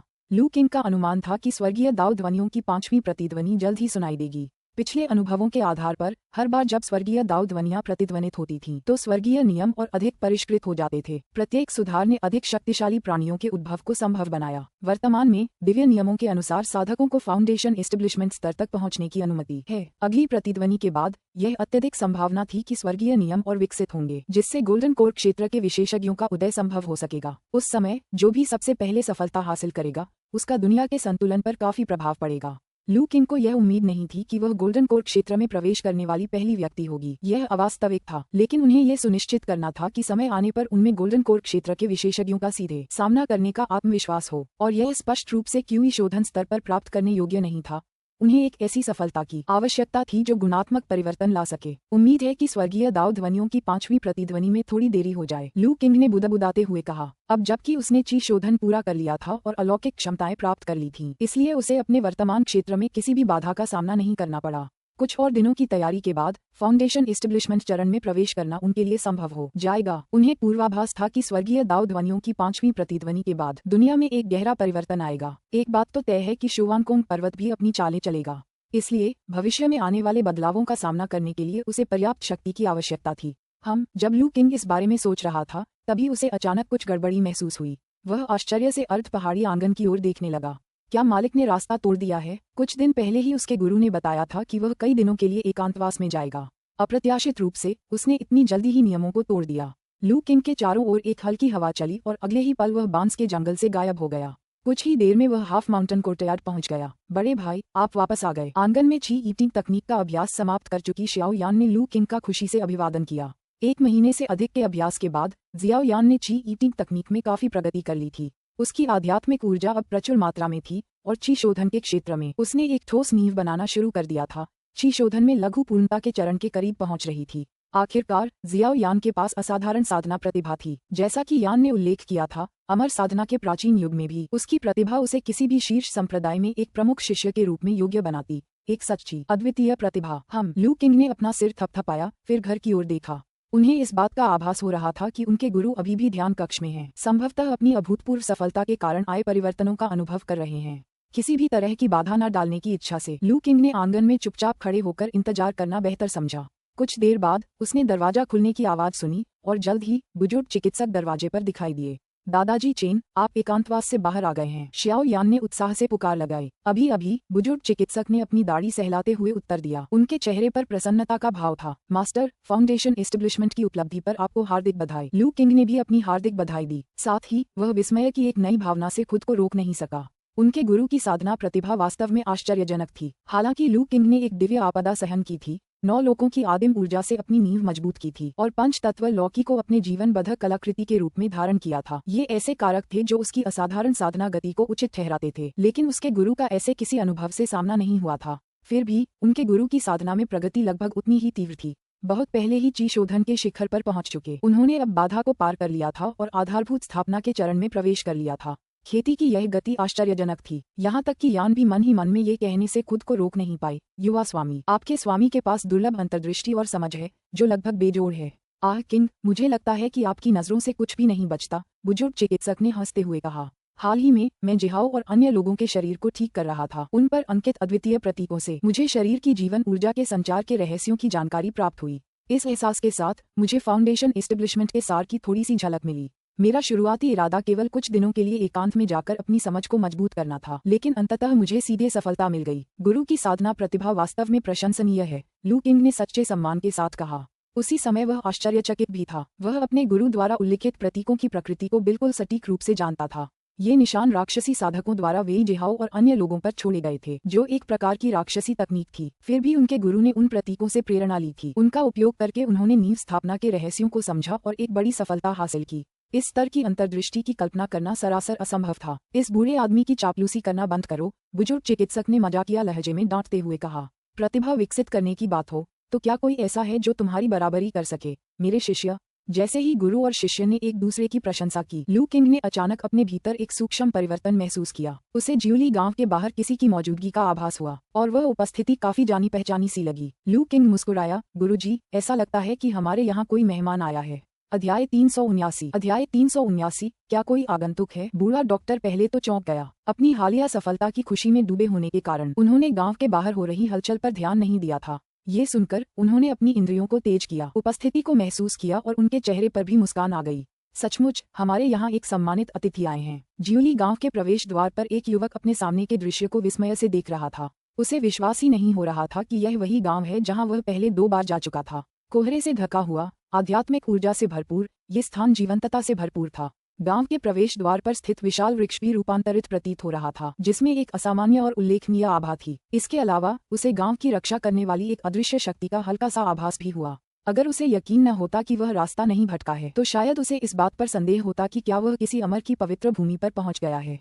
गांव के चारों ओर सुरक्षात्मक उपस्थिति को भांपते हुए युवक पहले की तरह अंदर नहीं भागा, बल्कि प्रवेश द्वार पर चुपचाप इंतजार करता रहा। वह जानता था कि उन दोनों के कौशल को देखते हुए वे जल्द ही उसके आने का पता लगा लेंगे। जैसा कि उम्मीद थी, विशाल वृक्ष की रहस्यमय आभा की प्रशंसा करने से ठीक पहले एक जोरदार हंसी गूंज उठी। दूर से एक दोस्त का आना कितना सुखद है, झिरुई। मुझे उम्मीद नहीं थी कि आपके पास हमारे इस छोटे से दूरस्थ गांव में आने का समय होगा। जैसे ही कोहरा छटा, लू किंग और बूढ़ा डॉक्टर बाहर निकले। दरअसल गांव के प्रवेश द्वार पर खड़ा युवक कोई और नहीं बल्कि तियांजी टावर का शिष्य लिन झिरुई था। लू शियालांगजुन, एल्डर चेन, बहुत दिनों बाद मिले। मैं आपसे 1-2 कप बेर की चाय और मांगने आई हूँ। लू किंग और बूढ़े डॉक्टर को देखकर लिन झिरुई ने मुस्कुराते हुए कहा। हाँ, झिरुई, अगर तुम्हें चाय चाहिए तो कोई बात नहीं, अंदर आ जाओ, बूढ़े डॉक्टर ने हंसते हुए कहा। कुछ ही देर में तीनों वापस अर्ध पहाड़ी प्रांगण में लौट आए। भाई झिरुई। शियाओ यान ने लिन झिरुई को देखा और विनम्रतापूर्वक मुस्कुराते हुए उनका अभिवादन करने के लिए उनके पास पहुंची। काफी समय हो गया है, शियाओ यान, तुम दिन ब दिन और भी खूबसूरत होती जा रही हो। हम लिन झिरुई शियाओ यान को दोबारा देखकर सचमुच बहुत खुश हुई। हालांकि जैसे ही उसने उसके चारों ओर की आभा को महसूस किया, उसकी आंखों में आश्चर्य की एक झलक दिखाई दी। लू शियाओलिंगजुन, क्या मैं गलत हूँ या जियोयान? लिन झिरुई की निगाहों से मिलते हुए लू किंग मुस्कुराई और सिर हिलाया। शियाओयान ने हाल ही में अपनी ची रिफाइनमेंट में प्रगति की है और प्रीसेलेस्टियल दायरे तक पहुंचने में सफल रही है। लिन झिरुई ने गहरी सांस ली और आश्चर्य से उसकी निगाहें शियाओयान पर टिक गईं। पूर्व स्वर्गीय क्षेत्र, यह एक ऐसा स्तर है जिसका सपना कई मार्शल आर्टिस्ट देखते हैं, दिन रात प्रशिक्षण करते हैं, लेकिन इसे हासिल करने के लिए संघर्ष करते हैं। लेकिन यहाँ एक छोटी लड़की थी जिसने बाधाओं को पार करने में कामयाबी हासिल कर ली थी। अगर उसे सही से याद था तो जियाओयान की उम्र लगभग 7 या 8 साल ही थी। 10 वर्ष की आयु से पहले ही पूर्व स्वर्गीय लोक तक पहुंच जाना। लिन झिरुई अपनी हैरानी को शब्दों में बयां करने में असमर्थ थे। झिरुई, गलतफहमी मत पालें। शियाओयान की साधना विधि काफी अनूठी है, जिसके कारण उसके लिए दिव्य लोक में प्रवेश करना अपेक्षाकृत आसान हो गया। लिन झिरुई के चेहरे पर हैरानी देखकर लू किंग ने समझाया, उसके पास केवल वह क्षेत्र है, उसकी वास्तविक शक्ति अन्य पूर्व दिव्य क्षेत्र के साधकों की तुलना में बहुत कम है, लेकिन यह अभी भी पूर्व दिव्य क्षेत्र है। लिन झिरुई ने गहरी सांस छोड़ी और धीरे धीरे खुद को शांत किया।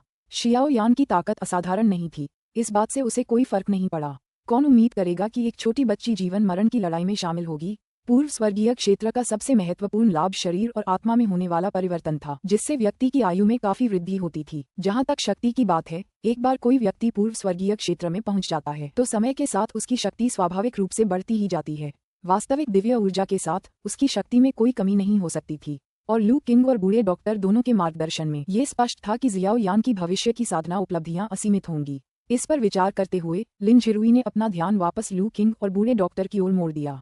झोंकझोंक की तरह वह अभी भी उनकी असली ताकत का अंदाजा नहीं लगा पा रहा था। वह जानता था कि साधना में हाल ही में हुई प्रगति के बावजूद वह इन दोनों से बहुत पीछे था। उसे 1 महीने पहले पश्चिमी राज्य में हुई घटनाओं के बारे में सुनी हुई कोई बात याद आ गई। उसके मन में बेचैनी का भाव बना रहा। इस संक्षिप्त विराम के बाद समूह अंततः आंगन में बैठ गया। बूढ़े डॉक्टर ने बेर की चाय बनाना शुरू कर दिया। झिरुई, क्या चीज तुम्हें कमजोर लाती है?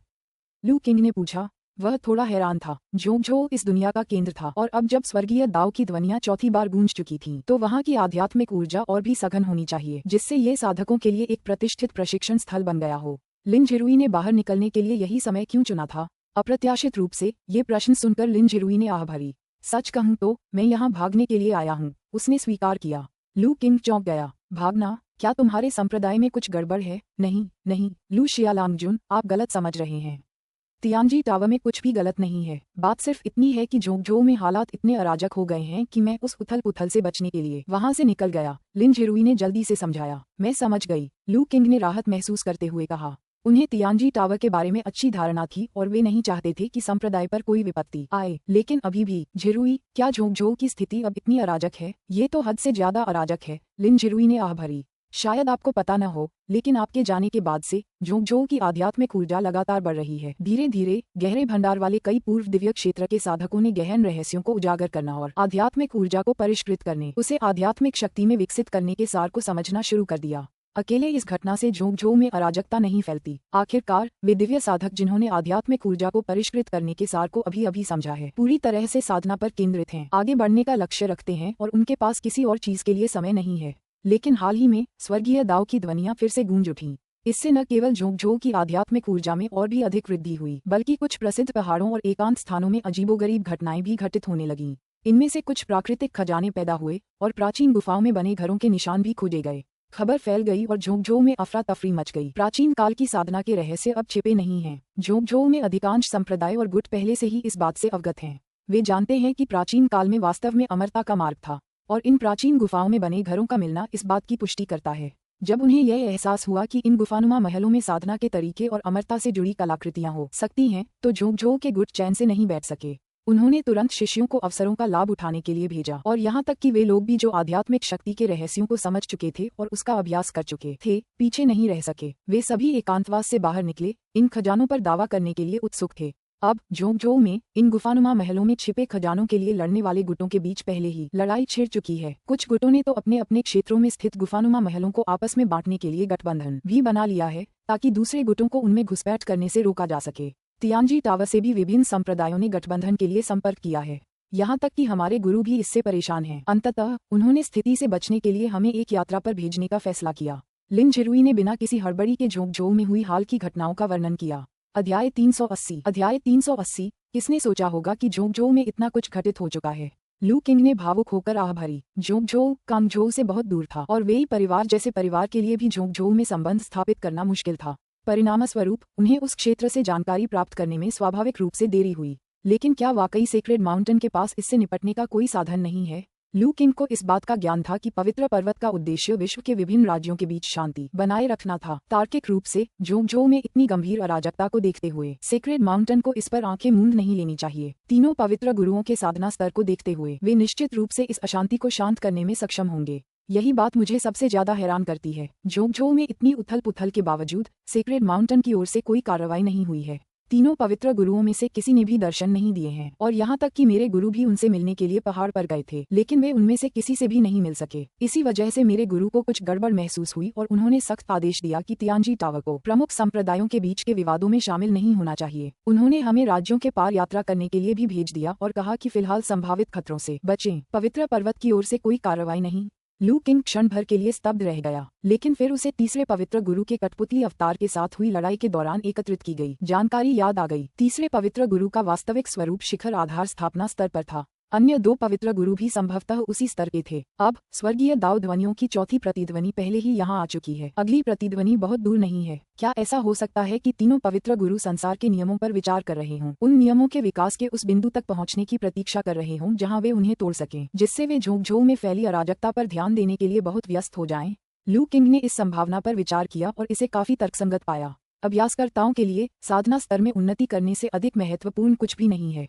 हर व्यक्ति में स्वार्थी पक्ष होता है और भले ही वे तीनों पवित्र गुरु वास्तव में दुनिया के कल्याण के लिए समर्पित हों, फिर भी वे ऐसे दुर्लभ अवसर के सामने अपनी सफलता को प्राथमिकता देंगे। बेशक ये सब केवल लू किंग का अनुमान था, इसलिए उन्होंने इसे सार्वजनिक रूप से व्यक्त न करने का विकल्प चुना।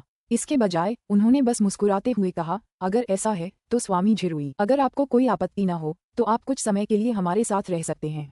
हालांकि यह जगह छोटी है, लेकिन यहाँ का नज़ारा काफी मनमोहक है। मन और आत्मा को संजोने के लिए एक उपयुक्त स्थान। युवा स्वामी लू, आप बहुत विनम्र हैं। सच कहूँ तो आते समय मुझे लगभग लगा कि मैंने गलत रास्ता चुन लिया है। मुझे यहाँ आए काफी समय हो गया है, लेकिन ज्यूली गांव में हुए बदलाव आश्चर्यजनक हैं। लिन जिरुई ने चारों ओर नजर डाली। कुछ देर आंगन में बैठे रहने के दौरान उन्हें यह एहसास और भी अधिक होने लगा कि यह गांव असाधारण है।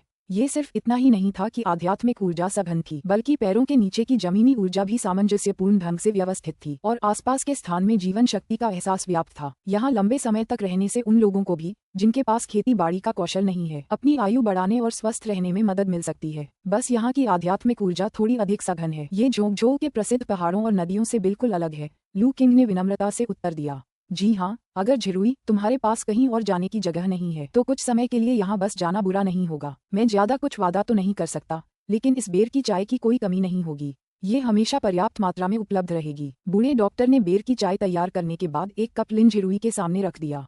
लू किंग और बूढ़े डॉक्टर दोनों को उसे रुकने के लिए कहते देख लिन झिरुई को रुकने का लालच हुआ।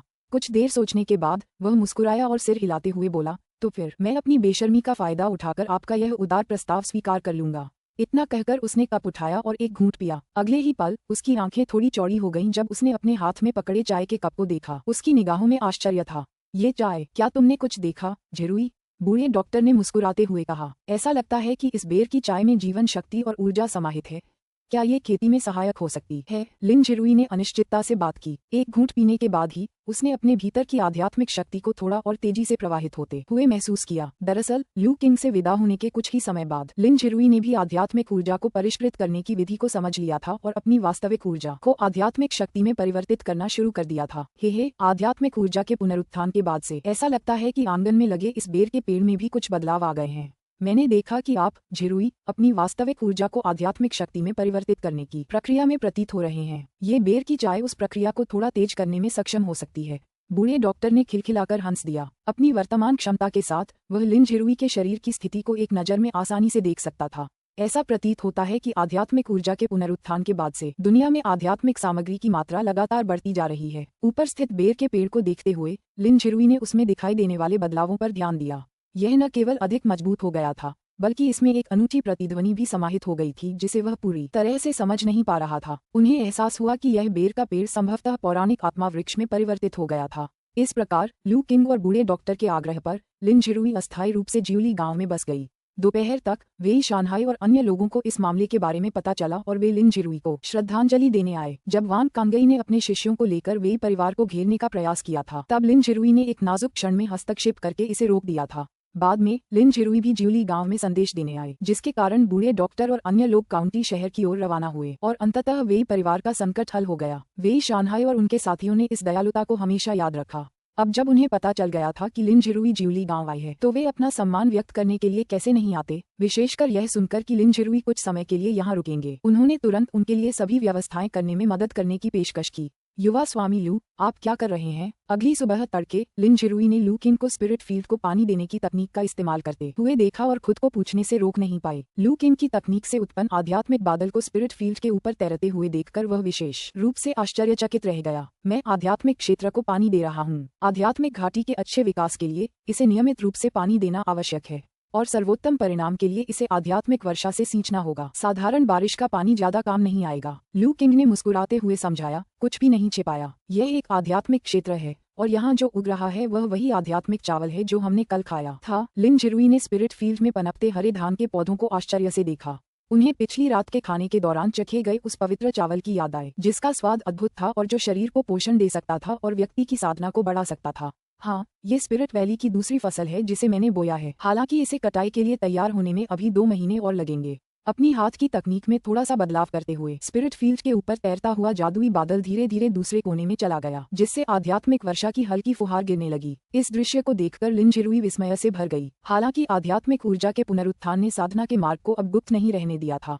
आज भी दुनिया के सबसे शक्तिशाली व्यक्ति ज्यादातर आध्यात्मिक ऊर्जा को परिष्कृत करने और अपनी वास्तविक ऊर्जा को आध्यात्मिक शक्ति में परिवर्तित करने के लिए संघर्ष कर रहे हैं। 4 महान गुप्त लोगों के बाहर, यहाँ तक कि जोंगजोउ के शीर्ष संप्रदाय भी अभी भी साधना मार्ग की बुनियादी बातों की खोज कर रहे थे। तियानजी टावर के एक प्रमुख शिष्य होने के बावजूद, जिनके पास व्यापक अनुभव और दुनिया के कई गुप्त रहस्यों का ज्ञान था, लिन झिरुई पहली बार वास्तविक जादू का अनुभव कर रहे थे। लू किंग को शांतिपूर्वक स्पिरिट फील्ड को सींचने के लिए अपनी तकनीक का प्रयोग करते हुए देखना और ज्यूली गांव पहुंचने के बाद से उसने जितने भी अद्भुत दृश्य देखे थे उन सभी को याद करते हुए लिन जिरुई को वास्तव में साधना के मार्ग के मूर्त अस्तित्व का एहसास होने लगा था।